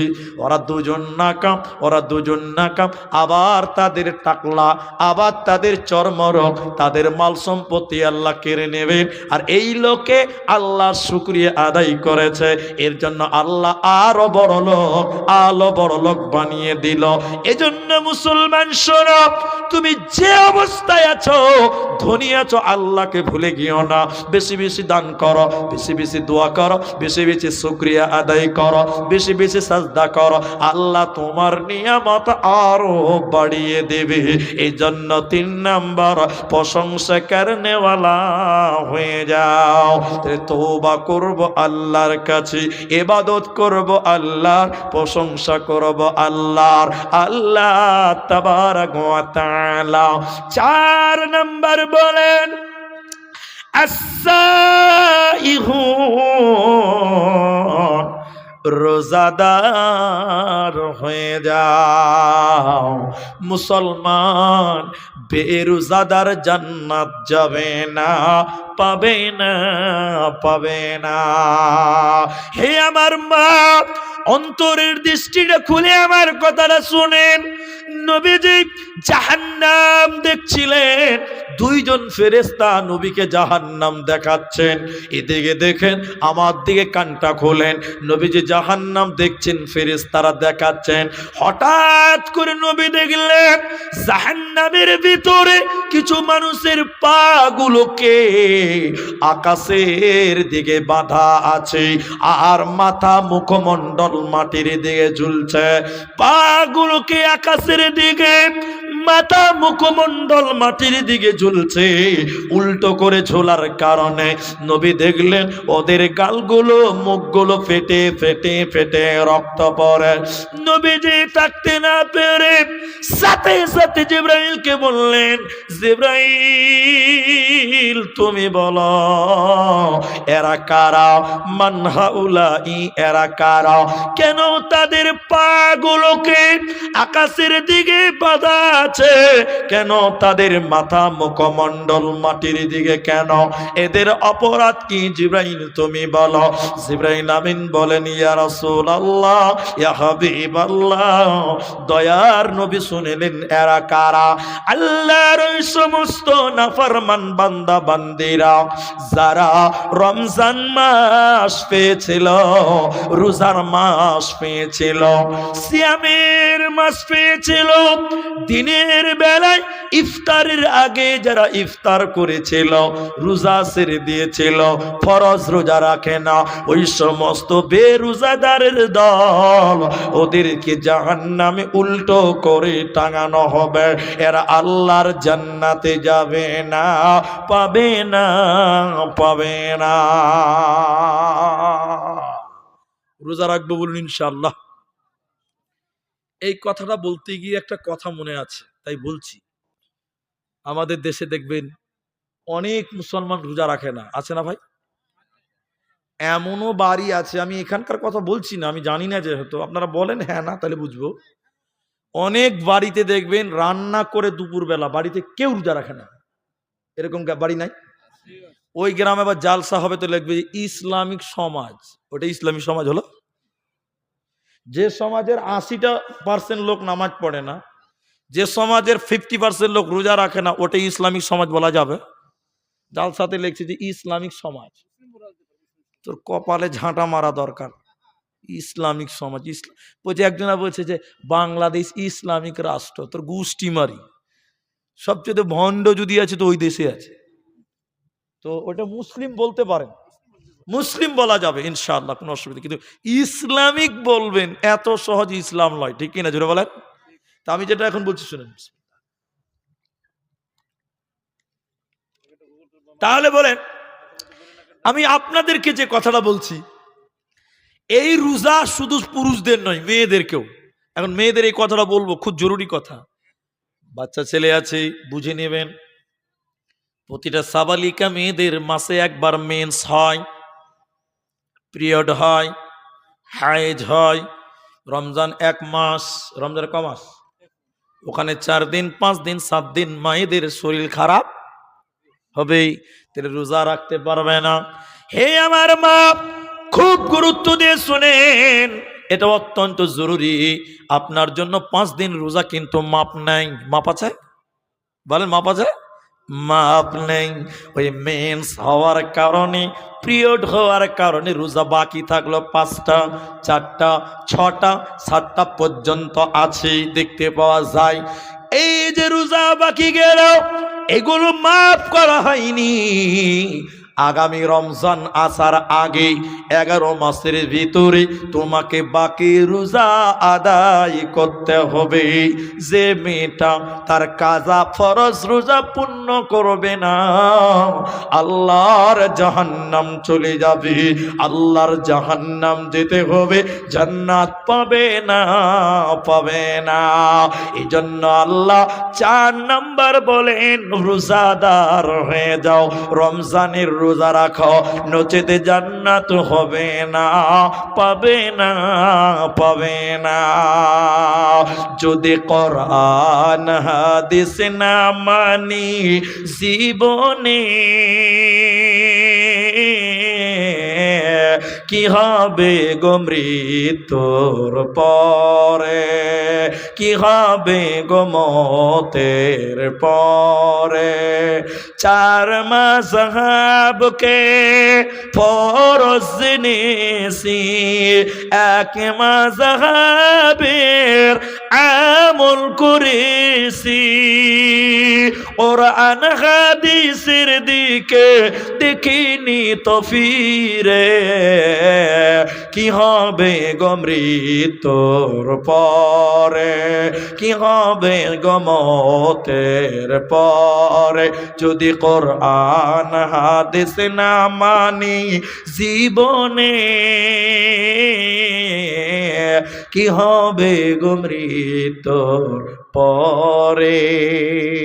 তাহলে রোজা রাখবো বলুন ইনশাআল্লাহ। আরেক ধরনের লোক আছে, ওরা হলো চিটার। চিটার বুঝেন? আছে না নাই? সব দেশে আছে। বাবা যাবে কোথা? এদিকে দেখেন, এটা মুলি সাহেব দেখেছে ওই লোকটাকে। কে কে চিটার বলুন কে? ওকে বলছে, ওই ওই ওই ওই ওই, তুই রোজার মাসে চা খাচ্ছিস রে? ছি ছি ছি ছি ছি, রোজার মাসে তুই রোজা রাখিস না? তখন বলছে, মুলি সাহেব পেটে খুব গ্যাস। এই চিটার আছে না নাই? যারা জোরে বলে না নাই? কিছু কিছু লোক এই চিটারই ব্যবসা চলে। আর আমার দেশে আলহামদুলিল্লাহ, মানে নাউজুবিল্লাহ, কত খারাপ দেখেন, যখন রমজান মাস শুরু হয় কিছু কিছু নতুন নতুন রোগের নাম শুনতে পাওয়া যায়। এই মাল এলাকাতেও আছে। আর আমি এক জালসা গেছিলাম আপনাদের দেশে, নাম বললে ধরা পড়ে যাবো, সাইথিয়াতে, বীরভূম জেলায়। রমজান মাসে জালসা। কাঞ্চনজঙ্ঘা ট্রেনে নেমেছি, আসরের পর মসজিদে গিয়ে নামলাম। তখন আমি বললাম, ভাই আগে বাথরুম পায়খানা উজু করবো, নামাজ পড়বো, দিয়ে ইফতারিতে বসবো। রমজান মাস কোন মাস? বাথরুমে গেটে গেলাম, দেখি গেট লাগা আছে, মানে ভিতরে কেউ বলেন আছে। তো উইটিং লিস্ট, আমি দাঁড়িয়েছি, বাড়াবে তো ঢুকবো। খানিকক্ষণ পর একদম দামরা চেহারা, একদম গান্ডারের মতন হয়ে আছে। তো বাড়ালো, এবার আমি হাঁকা বাঁকা করে ঢুকলাম, তো হিটকিটা লাগিয়েছি, গেটটা লাগিয়ে দিয়েছি, এত গন্ধ, তাড়াতাড়ি খুলে বেরিয়ে চলেছি। কিসের গন্ধ? মাশাআল্লাহ, এরা কত বুঝেছি, বিড়ির গন্ধ। তো কোন মাস এটা চলছে বলো? রমজান মাস। এত বদমাস, মসজিদের বাথরুমে বসে চুরুক চুরুক মাল টানে। কি নাই? বহুত আছে। আল্লাহ মাফ করুন, বলুন আমিন। তাহলে 4টা হয়ে গেল। এক, তওবা করব আল্লাহর কাছে, ইবাদত করব আল্লাহর, প্রশংসা করব আল্লাহর, রোজা রাখবো কার জন্য? আল্লাহর জন্য। নাম্বার 5, আর-রাকিউন, রুকুকারী হয়ে যাও। এটা বললে একটু ভালো লাগবে। মুসলমান, রুকু মানে নামাজ। কোরআনে আছে ওয়ারকাউ মা'আর রাকিন, ওয়ারকাউ মা'আর রাকিন, রুকুকারীদের সঙ্গে রুকু করো, নামাজীদের সঙ্গে তোমরা নামাজ কায়েম করো। যে লোক জান্নাতে যাবে ওই লোক নামাজি হবে, জান্নাতি বেনামাজি হতে পারে না, পারে না, পারে না। আমার দিকে কান করেন, সূরা মুদাসসির ৭৪ নম্বর সূরা ২৯ নম্বর পারা, আল্লাহ ৪০ নম্বর আয়াতে বলছেন, জান্নাতীরা জাহান্নামীদেরকে বলবে, ও জাহান্নামীরা, কেন কেন কেন কেন তোমরা জাহান্নাম গেলে কেন? কিসের কারণে তোমাদের জাহান্নাম দিল? জাহান্নামীরা কেঁদে কেঁদে কেঁদে কেঁদে 4খানা কারণ বলবে। জাহান্নামীরা 4টা কারণ বলবে, ও জান্নাতীরা, আমরা কেন জাহান্নাম এলাম শোনো। 1 নাম্বার কারণ, ক্বালু লাম নাকু মিনাল মুসাল্লিন, আমরা দুনিয়াতে মুসল্লি ছিলাম না, আমরা দুনিয়াতে নামাজি ছিলাম না, আমরা দুনিয়াতে বেনামাজি ছিলাম, এরই কারণে আল্লাহ জাহান্নাম দিল। অতএব দুনিয়াতে যারা নামাজ কায়েম করবে না, দুনিয়াতে যারা নামাজ পড়ে না, এরা মাথা ঠুকে মরে গেলেও আল্লাহর জান্নাতে যাবে না, পাবে না, পাবে না। এখন এই চর নবীনগঞ্জ আপনারা বলেন, মুসলমান নামাজি বেশি না বেনামাজি বেশি? বেনামাজি বেশি। জি, আমি বলে ইমাম সাহেবকে, গ্রামের ইমামকে, মেলা দূর এদিকে, আচ্ছা মেলাই মসজিদ গ্রামে আছে, মাশাআল্লাহ, মসজিদ হওয়া ভালো। আপনাদের মুর্শিদাবাদ আবার বাবরি মসজিদ হয়েছে, সাংঘাতিক খবর। আলহামদুলিল্লাহ, বলুন আলহামদুলিল্লাহ। তো আমি উদাহরণটা দিইলি, একজন ইমাম সাহেব, কি ইনি ইমাম, বুঝার জন্য বলছি। ভাইকে বললাম যে ভাই, আপনাদের এই গ্রামে, এই পুরো গ্রামে মুসলমান পুরুষ কত আছে ভাই? তো উনি বলছে, হুজুর মুরি সাহেব, আমাদের গ্রামে ৫,০০০ পুরুষ আছে। কত হাজার বলেন না গো? আচ্ছা, উনি যে ৫,০০০ বলছে, একটু নরম হয়ে বলছে না গরম হয়ে বলছে? খুব পাওয়ার দেখিয়ে বলছে, বিরাট গা, ৫,০০০। তখন আমি বললাম ৫,০০০? উনি বলছে হ্যাঁ। তখন আমি কানে কানে বলছি, ভাই ফজরের সময় মসজিদে কটা আসে? বলছে 5টা। কটা? না মাঝি 5টা, মুসলমান বলুন বলুন ৫,০০০। তখন মুলি সাহেব যখন যেই বলেছে, ইমাম সাহেব জামা টেনে বলছে, মুলি সাহেব থামো। কোনো দিন ইমাম সাহেব আর মুয়াজ্জিন দুজনাতেই ফজর চালাতে হয়, এরকম আছে দুনিয়াতে। এখানে নাই কিন্তু আছে, আছে। তাহলে বলেন নামাজি কটার বেনামাজি কটা? আল্লাহ। কিন্তু বলেন, দেখেন রসুলের জামানা, এটা হাদিস নয়, কোরআন নয়, তাফসীরের কিচ্ছু নয়, এটা রসুলের সাহাবী। ভাই ভাই আসসালামু আলাইকুম, কাইফা হাল, কি খবর ভাই, তোমার খবর কি ভাই? এটা সাহাবীদের কথা বলছি, কথা বুঝতে পারছেন? তো সাহাবীকে বলছি যে ভাই তোমরা মুসলমান কয়জন? বলছে 200টা। কটা?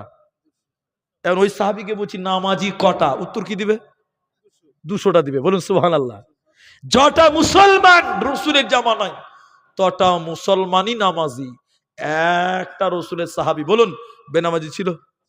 আরে নামাজি মুসলমান মানে কি? রসুলের যুগের মুনাফিকেরাও নামাজ কায়েম করতো। বলুন সুবহানাল্লাহ। আর এই যুগের আব্দুল্লাহ নাম কি? ও বেটা নামাজ পড়ে না, ওর ঈমান আছে? আবার এত লোক বদমাস, কিছু কিছু লোক বুঝে হুজুর মুড়ি সাহেব নামাজ না পড়তে পারি, ইমান ঠিক আছে, ও তো আরো চোর। এটাই বেশি ঠিক বুঝছি না? জোরে বলেন। তোমাকে নামাজ পড়তে হবে। আল্লাহ কোরআনে বললেন জাহান্নামীরা চারটা কথা বললেন।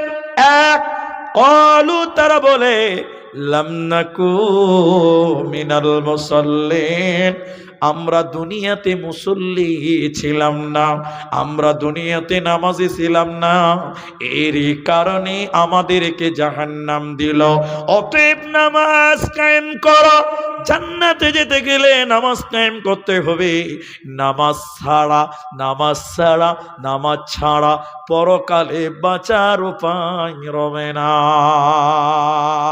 একটা প্রশ্ন করবে, এরপরে 5-6 নম্বরটা বলবো। আচ্ছা বলেন তো ভাই, ভাই জালসা শেষ করার টাইম হলো নাকি গো? নামাজের কথা বললাম, চেকটা লুকুড়ে গিয়ে দেখছেন জি। আমাকে ওই নজরুল হাফিজি ভাবছেন আপনারা, বুঝতে পারছি। ভাইজান উঠিয়েন না, আমি তো বলিনি ছেড়ে দিচ্ছি, কিন্তু আপনারা উঠিয়েন না, আল্লাহ রাস্তে বসেন।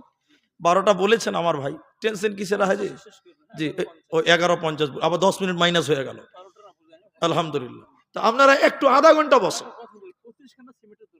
আচ্ছা দেখেন, তাইলে দেখেন আপনারা বেশি নয় আধা ঘন্টা টাইম বসেন, একটু ইনশাল্লাহ বলেন, বলেন ইনশাল্লাহ বলেন। একটা হাদিস বলবো ভাই, আমার কষ্ট নেবেন না, আমি 8টা বলবো, 5 নাম্বার চলছে, তা 3টা বাকি আছে। দেখেন আল্লাহ রসুল বলছেন আউয়ালু মা ইউহাসাবু বিহিল আবদ, সর্বপ্রথম কিয়ামতের দিন নামাজের কথা জিজ্ঞাসা করবেন। বলেন একবার কিসের কথা? এখন অনেক লোক নামাজ পড়ে না, জালসাতে 50,000 দান করে, এরকম আল্লাহর বান্দা আছে না? সবাই বলেন। নামাজ পড়ে না, সবচেয়ে বড় গরু কুরবানি দিছে গায়ের ভিতরে, ঠিক না? নাই বলেন। আমি বললে রাগ করবে, আমার জলসা হিন্দুরাও শুনে, আমার জলসা আমার স্ত্রী শুনে, আমার গ্রামবাসী শুনে, আমার শ্বশুর শুনে, সবাই শুনে। তো এই কথা বললে এই কেসের ঘরেও বাজবে, তো একটু ভয় লাগছে, খারাপ লাগবে। আমার প্রতিবেশীদের মধ্যে কেউ একজন আছে এক ওয়াক্ত নামাজ পড়ে না, আমার আত্মীয় কেউ না, কিন্তু প্রতিবেশী নামাজ পড়ে না। কুরবানির সময় দেখবেন 20 দিন আগে গরু কিনবে, রাস্তাতে বাঁধবে, সবকে দেখাবে এটা আমার কুরবানি। আপনাদের দিকে এরকম আছে ভাই? আছে না? গোটা দুনিয়াকে দেখাবে এটা আমার কুরবানি, এরকম মুছ খাড়ি রঙের পাক দিবে, নামাজ পড়ে না এক ওয়াক্ত। তা আল্লাহ বলছেন, নবীজি বলেছেন সর্বপ্রথম নামাজের কথা জিজ্ঞাসা করা হবে। বলুন কিসের কথা? তখন যদি উনি বলেন যে আল্লাহ নামাজেরটা খানিক পরে লিবে, বিরাট কুরবানি দিয়েছিলাম, এটা আগে লাও, কি হয়েছে বলেন? আল্লাহ বলবেন জাহান্নামে ধরে যা, তোমাকে আগে নামাজ। সবাই বলেন সর্বপ্রথম। আল্লাহর কোরআনের পরে বলেন 6 নাম্বার জান্নাতের সুসংবাদ পাবে কারা? আস-সাজিদুন, সাজদাকারী হবে যারা। একটু বলেন, পেছনের লোক, সামনের লোক, ডানের লোক, বাঁয়ের লোক, সাজদা করব কাকে? এটা আল্লাহ জুড়ে বলুন কাকে? আল্লাহকে। আল্লাহ ছাড়া এই কপাল অন্য কাউকে সাজদা করতে পাবে না।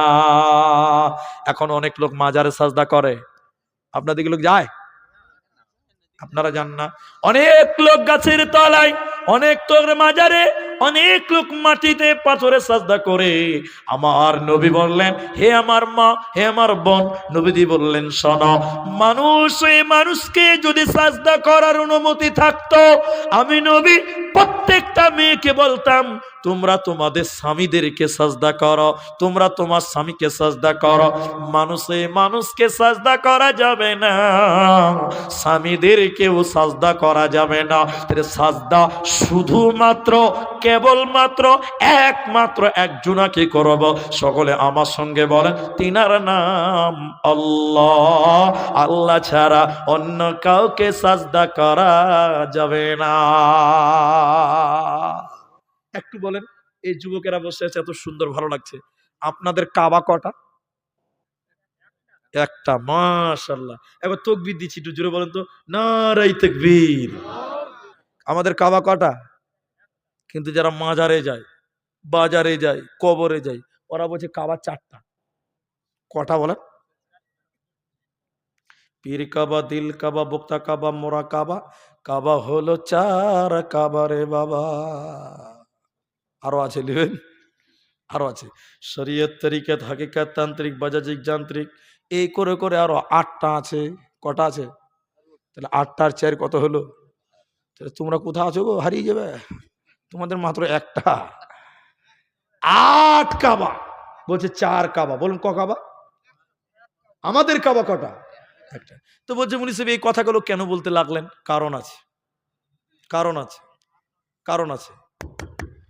মানুষ এই মানুষকে সাজদা করে, দেখেছেন কেউ? দেখেননি? আমি দেখেছি।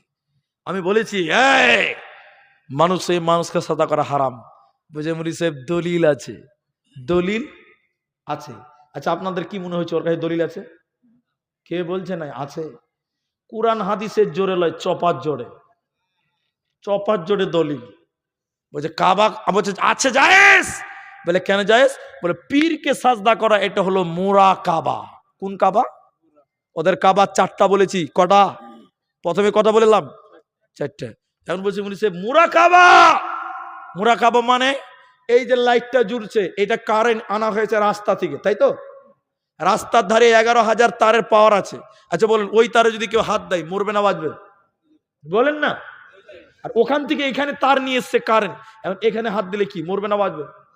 ওখানে যা টেম্পার আছে এখানেও তাই আছে। এবার দেখেন মুরাকাবা মানে আমি পীর সাহেব আর ইনি একটা বডিগার্ড আর আমার ওই মুনি সাহেব একটা বডিগার্ড, সভাপতি সাহেব, দুটা বডিগার্ড আছে আর আমি মাঝখানে পীর সাহেব। আমি জিকির করছি, দেখেন জিকির জিকির আল্লাহ আল্লাহ আল্লাহ, মানে বড় থেকে আস্তে আস্তে ছোট হয়ে আসছে। আর দুদিকে দুটো বডিগার্ড মাঝে মাঝে বলছে আই হারে, তাল দিছে। যেই জোরে বড় হতে আস্তে আস্তে ছোট হবে, দুদিকের দুটো বডিগার্ড বলছে ও পীরের মুরিদেরা, এই মাত্র পীর সাহেব আল্লাহ জিকির করছিল, জিকির করতে করতে এখন মুরা কাবায় চলে গেছে। কোন কাবা? বলেন। বলছে এখন আল্লাহর সঙ্গে পীর বাবার কানেক্ট লেগে গেছে, রাস্তার তারে কানেক্ট লেগে গেছে, ওখানে হাত দেওয়া এখানে হাত দেওয়া সমান। বলে পীর সাহেব আল্লাহ জিকির করছিল, আল্লাহর সঙ্গে কানেক্ট লেগে গেছে, এখন আল্লাহকে সাজদা করা পীর সাহেবকে সাজদা করা সমান। এরা বলছে সমান। নাউজুবিল্লাহ বলেন। এই বলে মানুষকে বোকা বানিয়ে বলছে সাজদা করো, এটাকে বলছে মুরাকাবা। এটা কোন কাবা? এই মুরাকাবা। এই বলে মানুষকে সাজদা করছে। সবাই আমার সঙ্গে বলেন সাজদা শুধুমাত্র কেবলমাত্র একমাত্র আল্লাহ, আল্লাহ ছাড়া অন্য কাউকে সাজদা করা যাবে না। তাহলে 6টা হয়ে গেল, এগুলো অনেক লম্বা লম্বা আছে, ছেড়ে দিতে হবে। এবার আল্লাহ তাবারাক ওয়া তাআলা 8, 7 আর 8 দুটো বলবো মাত্র, একটু বসেন। ও মা বোন আপনারা বসেন, কেউ নড়চড় করিয়েন না। 7 নম্বর আল্লাহ বলেন আল আমিরুনা বিল মারুফি ওয়ান নাহুনা আনিল মুনকার। সৎ কাজের আদেশ করো, মন্দ কাজের বাধা দাও। মানুষদেরকে ভালো কাজের দিকে ডাকো, ভালো আমলের দিকে ডাকো, খারাপ কাজের বাধা দাও। তোমরা যদি এই ডিউটি করতে পারো রে, তোমাদের জান্নাতের সুসংবাদ দেওয়া হবে, তোমাদের চিন্তা রবে না, রবে না, রবে না। দাওয়াত দিব বলুন ইনশাআল্লাহ। একবার ইনশাআল্লাহ বলে। এখানে যেটি মানুষ আছেন ভাই, একটা হাদিস বলবো বাস, 8 নাম্বারটা বলবো। আপনারা যা বুঝলেন এটাতে বুঝতে পারবেন। পানির জাহাজ দেখেছেন আপনারা? পানির জাহাজ দেখেছেন? পানিতে চলছে দেখেছেন? হাদিসটার রাবি হযরতে নুমান বিন বাশির রাদিয়াল্লাহু তাআলা আনহু। এদিকে দেখেন, রাসূল বললেন দুতলা জাহাজ। কয়তলা জাহাজ? নিচতলাতে পানি নাই খাওয়ার, উপরতলাতে খাওয়ার পানি আছে।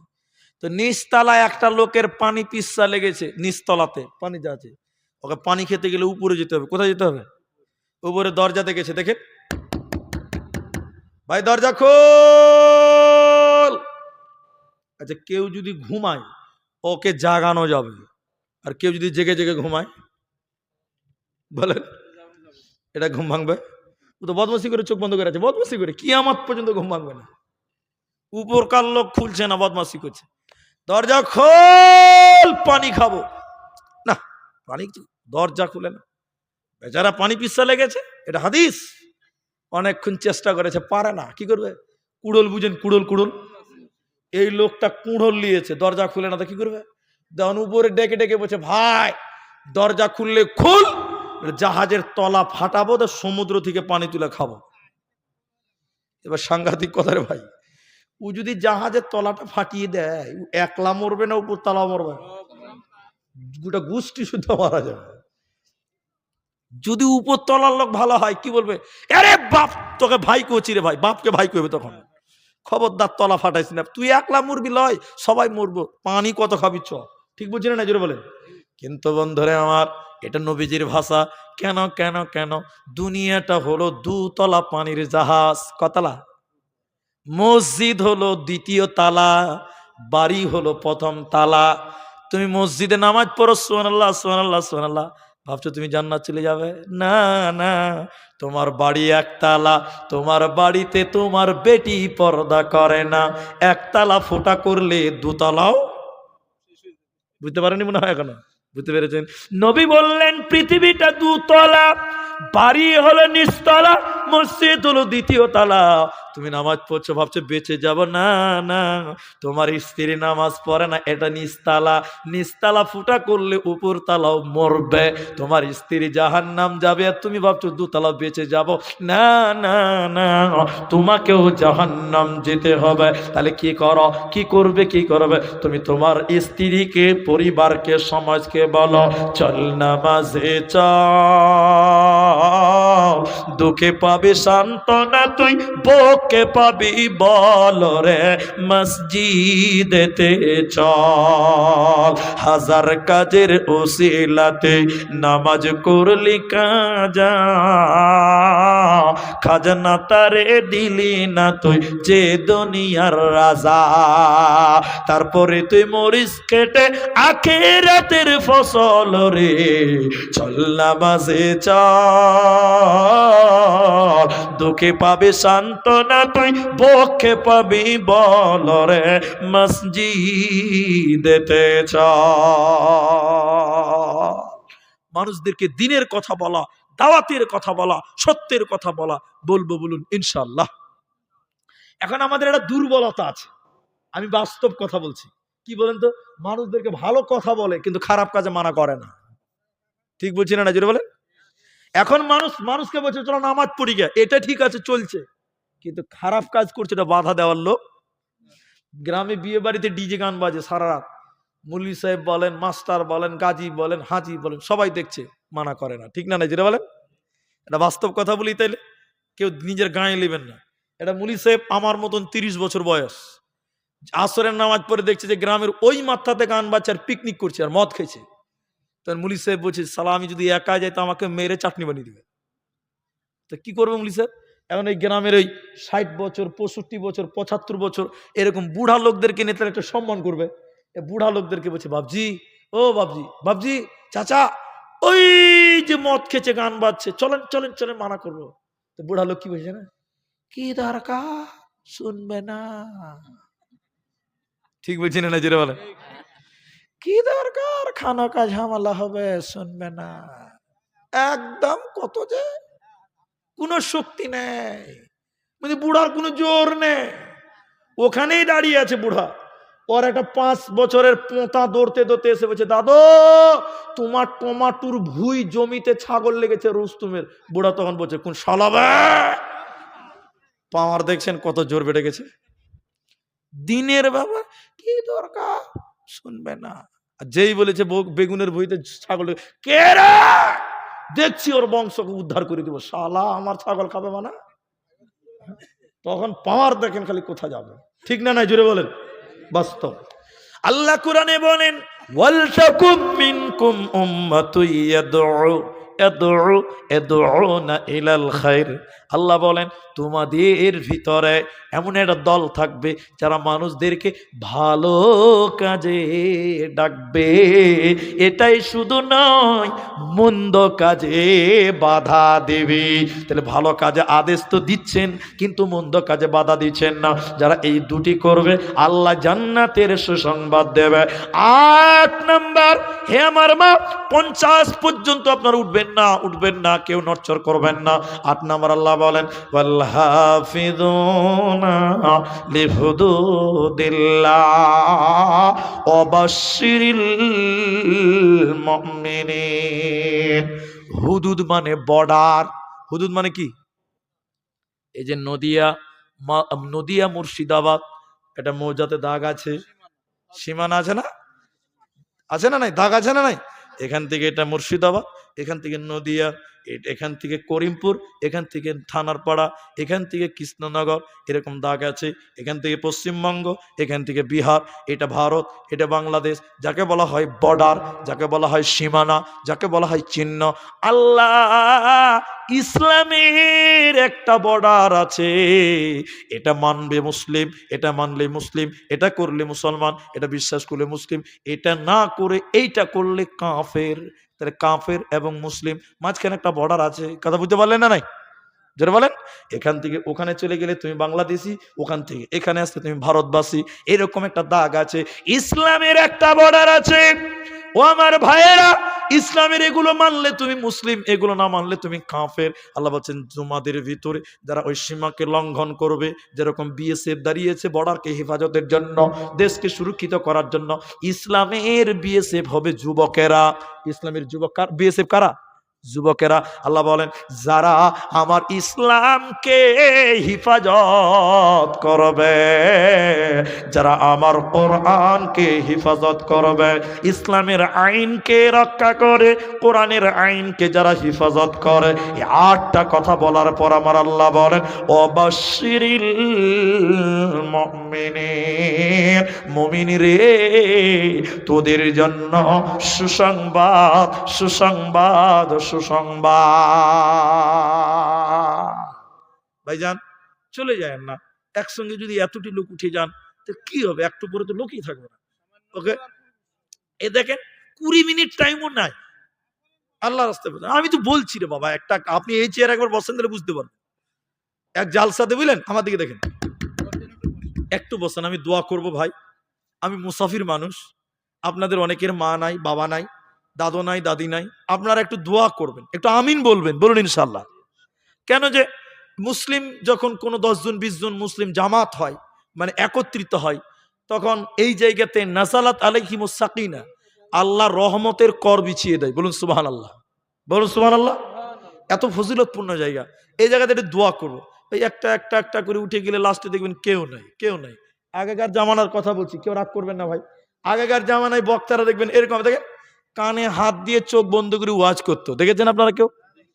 তো এটা শোনা কথা, আবার আমার কাছে প্রমাণ চাইবেন না। একটা বক্তা দেখবেন কানে হাত দিয়ে চোখ বন্ধ করে ভাইরা আমার, ভাইরা আমার, আধা ঘন্টা চোখ বন্ধ করে ওয়াজ করেছে। যে সামনে চোখ খুলে দেখছে সামনে কেউ নাই, একজনা বসে আছে। কয়জন বসে আছে? সবাই পালিয়ে গেছে। তো বক্তা খুব দুঃখ পেয়ে গেছে, ছি ছি, সবাই চলে গেল, চোখ বন্ধ করেছি তাই একজন বসে আছে, ওই জন্য খুশি আছে।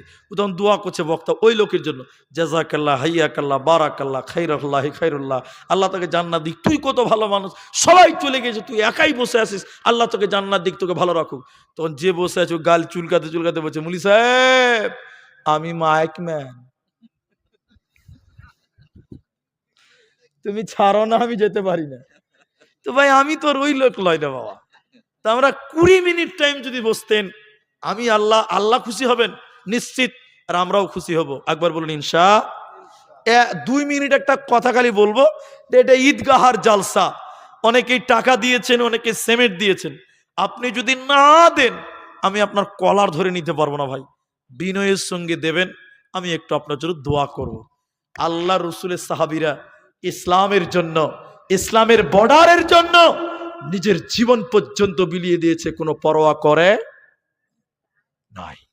নিজের জীবন পর্যন্ত জীবন উৎসর্গ করে দিয়েছেন, একবারও ভাবেনি আমার ছেলে মেয়েদের কি হবে। দেখবেন দেখবেন এই 2 মিনিট টাইম দেখেন, আল্লাহ রসুল বলছেন যায়েদ লাব্বাইক, জাফর লাব্বাইক, আব্দুল্লাহ বিন রাহাব লাব্বাইক। নবী বলেন যাও, যুদ্ধের জিহাদের কমান্ডার তোমরা 3 জন সেনাপতি, বাড়িতে যাও, বিবি বাল বাচ্চাদের সালাম করে চলো, যুদ্ধে এক্ষুনি বেরিয়ে যেতে হবে। আব্দুল্লাহ ইবনে রাওয়াহা বিয়ে করেছে, এখনো মিলন হয়নি, স্ত্রী বাসুর ঘরে বসে আছে, দরজায় যে সালাম দিয়ে বসে, স্ত্রীকে বলছে, বিবি আমার মোহর দিয়েছি, সম্পর্ক হয়নি, ধৈর্য ধরলে জান্নাতে মোলাকাত হবে। নবী আমাকে যুদ্ধের ৩য় সেনাপতি বানিয়েছে, আমি যুদ্ধে চললাম, তুমি আমার জন্য দোয়া করো। স্ত্রী বললেন, স্বামী আমার, আপনার চেহারাটাকে আমি একবার দেখবো না? আমি আমার স্বামীর চেহারা দেখবো না? আমি যদি আপনাকে না দেখি আপনাকে কিয়ামতের দিন চিনবো কি করে? উত্তর দিচ্ছেন, আল্লাহর খাস ফেরেশতা তোমার আমার পরিচয় ঘটিয়ে দিবে কাল কিয়ামতের দিন। বলুন সুবহানাল্লাহ।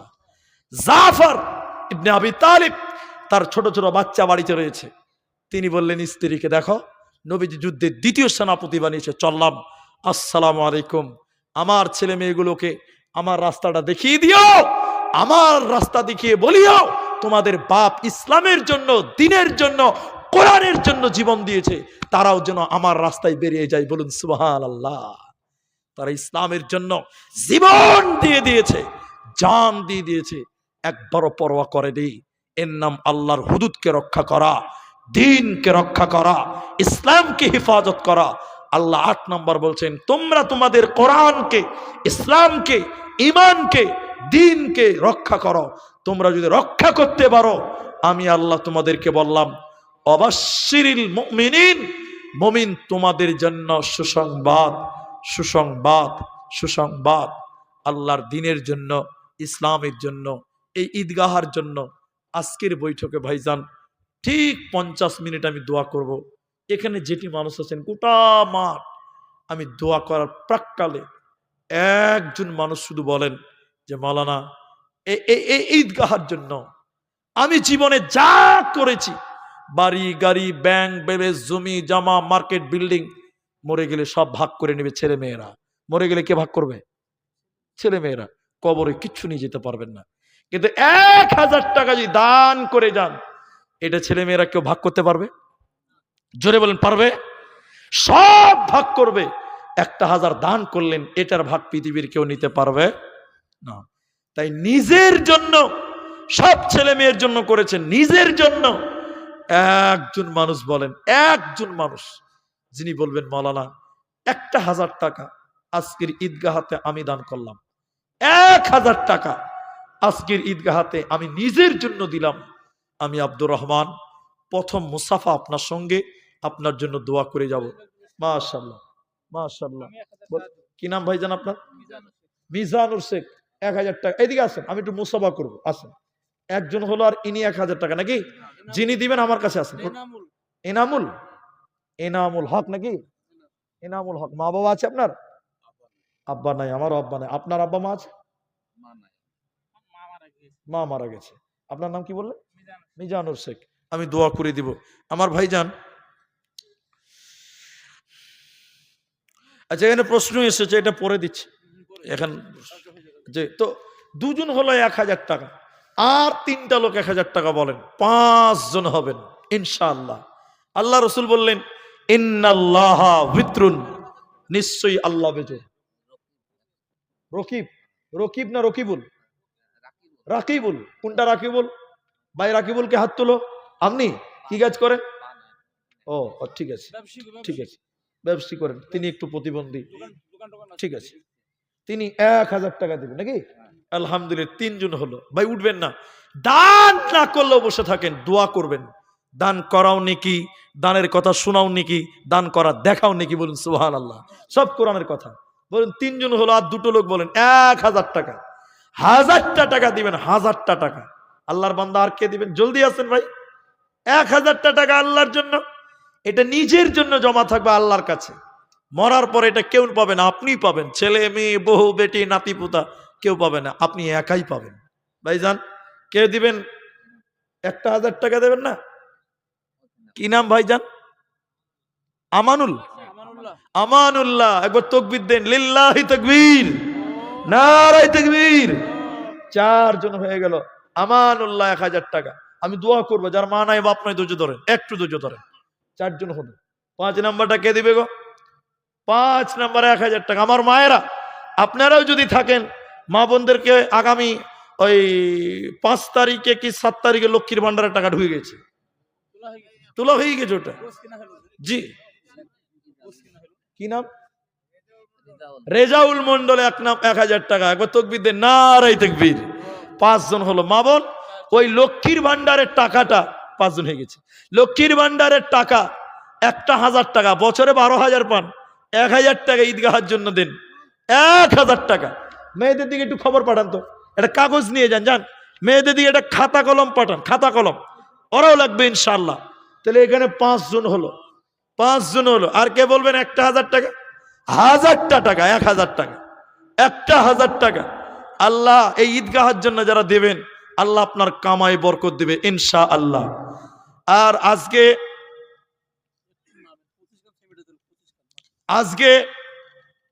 13 তারিখ চলছে, আগামী 26 তারিখে আপনাদের এই থানার পাড়া গমাখালি, ওখানে আমার প্রোগ্রাম আছে।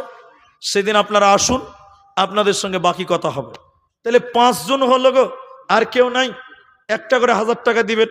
5 জন কিন্তু হয়ে গেছে আলহামদুলিল্লাহ। কে দিবে বলো, একটু বলো। আর কেউ নাই? আল্লাহু আকবার। 1000 টাকা করে, মাত্র একটা 1000 টাকা। আচ্ছা, মেয়েদের কাছ থেকে 2 বস্তা সিমেন্ট এসেছে। আমি ভাইজান বলছে সিমেন্টের কথা, আমি বলবো, আমি বলছি। আপনার মা? আল্লাহু আকবার। আমার ভাইজান তার মা দিচ্ছেন 2 বস্তা সিমেন্ট। আল্লাহু আকবার। কিন্তু পেছনে এতগুলো লোক আছেন ভাই, একটা 1000 টাকা চেয়েছিলাম। 8টা জান্নাতের দরজা আছে। জান্নাতের দরজা কটা? বলুন বলুন বলুন। 8টা। তা 8টা লোক যদি 1000 দিতেন, ইব্রাহিম 1000 টাকা, 6 জন হয়ে গেছে। মাশাআল্লাহ, 6 জন হয়ে গেছে। আর 2 জন দেন, জান্নাতের 8টা দরজা হবে। জান্নাতের দরজা কটা? 8টা। 6টা হয়ে গেছে আলহামদুলিল্লাহ। সোহেল 1000 টাকা। দাদির জন্য দোয়া চেয়েছেন 7 জন। আর একজন, বাস আর একজন। 8 জন একটা 1000 টাকা দেন, 1000 টাকা। মা বোন, আপনাদের ভিতরে কি কেউ নাই যে একটা 1000 টাকা আমরাও দিব? 7 জন হয়ে গেল, 7 জন। পৃথিবী আমার আসল ঠিকানা নয়। আর একটা লোক চেয়েছি ভাই, একজন, একটা লোক একটা 1000 টাকা দেবেন। দেখি জলদি করে বলেন, কোন যুবক ভাই নাই গো? পরে দিবেন, এখন লাগবে না। একটা 1000 টাকা নিজের মায়ের জন্য, বাপের জন্য। কি নাম? আসাদ মালিথা। তিনি 1000 টাকা। একবার তাকবীর দেন, নারায়ে তাকবীর। 8 জন হয়ে গেছে। আর সিমেন্ট কতটি দরকার ছিল? 25 বস্তা। আল্লাহ, একটা সিমেন্টের দাম 320 টাকা। 320 টাকা, 320 টাকা। এখন লাগবে না। এখানে যেটি মানুষ আছেন, 3 বস্তা সিমেন্ট দিলে হয় 1000 টাকা। 3 বস্তা দিলে আপনি 1 বস্তা দেবেন, 2 বস্তা দেবেন, এইরকম করে 100 বস্তা পূরণ করতে পারবেন না বাবা? 75 বস্তা হয়ে গেছে। 1 বস্তা করে সিমেন্ট দিলেই তো হয়ে যাবে আলহামদুলিল্লাহ। কে দিবে গো? একটু জলদি করে আসেন না, মুসাফা করেন। একটু বলেন, 1 বস্তা 2 বস্তা। আমার বাপজি, আল্লাহ বয়োবৃদ্ধ মানুষ, নঈমুদ্দিন, মাশাআল্লাহ 500 টাকা দিয়েছেন। আল্লাহ তুমি কবুল করো, বলুন আমিন। আল্লাহ ইমান আমালে রাখো, বলুন আমিন। ভাই সিমেন্ট দিবেন কেউ নাই গো? 1 বস্তা করে দেন, 1 বস্তা সিমেন্ট। এখন লাগছে না, এটা পরে দিবেন। এখন লাগবে না, পরে দিবেন। আসুন, জলদি আসুন। মাশাআল্লাহ মাশাআল্লাহ। মুমতাজ মোল্লা 500 টাকা। মাশাআল্লাহ, বারাকাল্লাহ, হাইয়াকাল্লাহ। ওই জন্যই কি 1 বস্তা না 1000? কি বলছে? হ্যাঁ, 1000 টাকা। কি নাম? ইমতাজ মোল্লা। 9 জন হয়ে গেল। তাহলে আমি 8 জন চাইলাম, 9 জন হলো। তাহলে আর একটা দেন, 10 জন হয়ে যাক। আশারায়ে মুবাশশারা 10 জন। নবীজি 10 জনের নাম ধরে জান্নাতি বলেছিলেন। 9টা হয়ে গেছে। আমি 9টা চাইনি, দুঃখ নেবেন না। 8টা চেয়েছিলাম, 9টা হলো। তাহলে আর একটা দিন 10টা হবে ভাইজান। কিন্তু সেমেন ইমতাজ মোল্লা 9 নম্বরে 1000 টাকা। মাশাআল্লাহ। আল্লাহ তুমি রুজিতে বরকত দাও, কামায়ে বরকত দাও। বলুন একবার আল্লাহুম্মা আমিন। আল্লাহুম্মা সাল্লি আলা আল্লাহুম্মা বারিক আলাইহি। 9 জন হলো গো। আর একটা কোন যুবক ছেলে নাই গো? আল্লাহু আকবার। বুঝতে পারছি না। ও গজল হলো না? আপনি আমার পুরাতন কাস্টমার নাকি গো? জি, মাশাআল্লাহ, জাযাকাল্লাহ। হবে হবে, একটু বসুন, গাজাল শোনাবো ইনশাআল্লাহ। আছেন আর যারা আছেন দেন তো ভাই। সিমেন্ট চেয়েছিলাম ভাই, 1 জনও হাত তুললেন না গো, এতগুলো লোকের ভিতরে। মা বোন, একলা জীবন একলা মরণ। মাইকম্যান ভাই কই? মাইক ম্যান আছো, একটু ইকো দাও, গাজাল বলতে হবে বলছে। একলা জীবন একলা মরণ, একলা থাকতে কিসের ভয়, এই দুনিয়ার মানুষগুলি কেউ তো কারো নয় গো, এই দুনিয়ার মানুষগুলি কেউ তো কারো নয়। স্বার্থ ছাড়া কেউ চলে না, মনের ব্যথা কেউ বোঝে না, অন্যের দুঃখ দেখে আবার করে দুঃখীর অভিনয়, এই দুনিয়ার মানুষগুলি কেউ তো কারো নয় গো, এই দুনিয়ার মানুষগুলি কেউ তো কারো নয়। ভাইজান আর কেউ পারবেন না?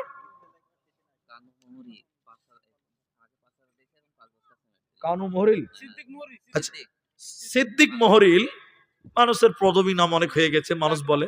তো যাই হোক, সিদ্দিক মহরিল তিনি আগে দিয়েছেন ৫,০০০, আর এবার দিলেন তিনি 5 ব্যাগ সিমেন্ট।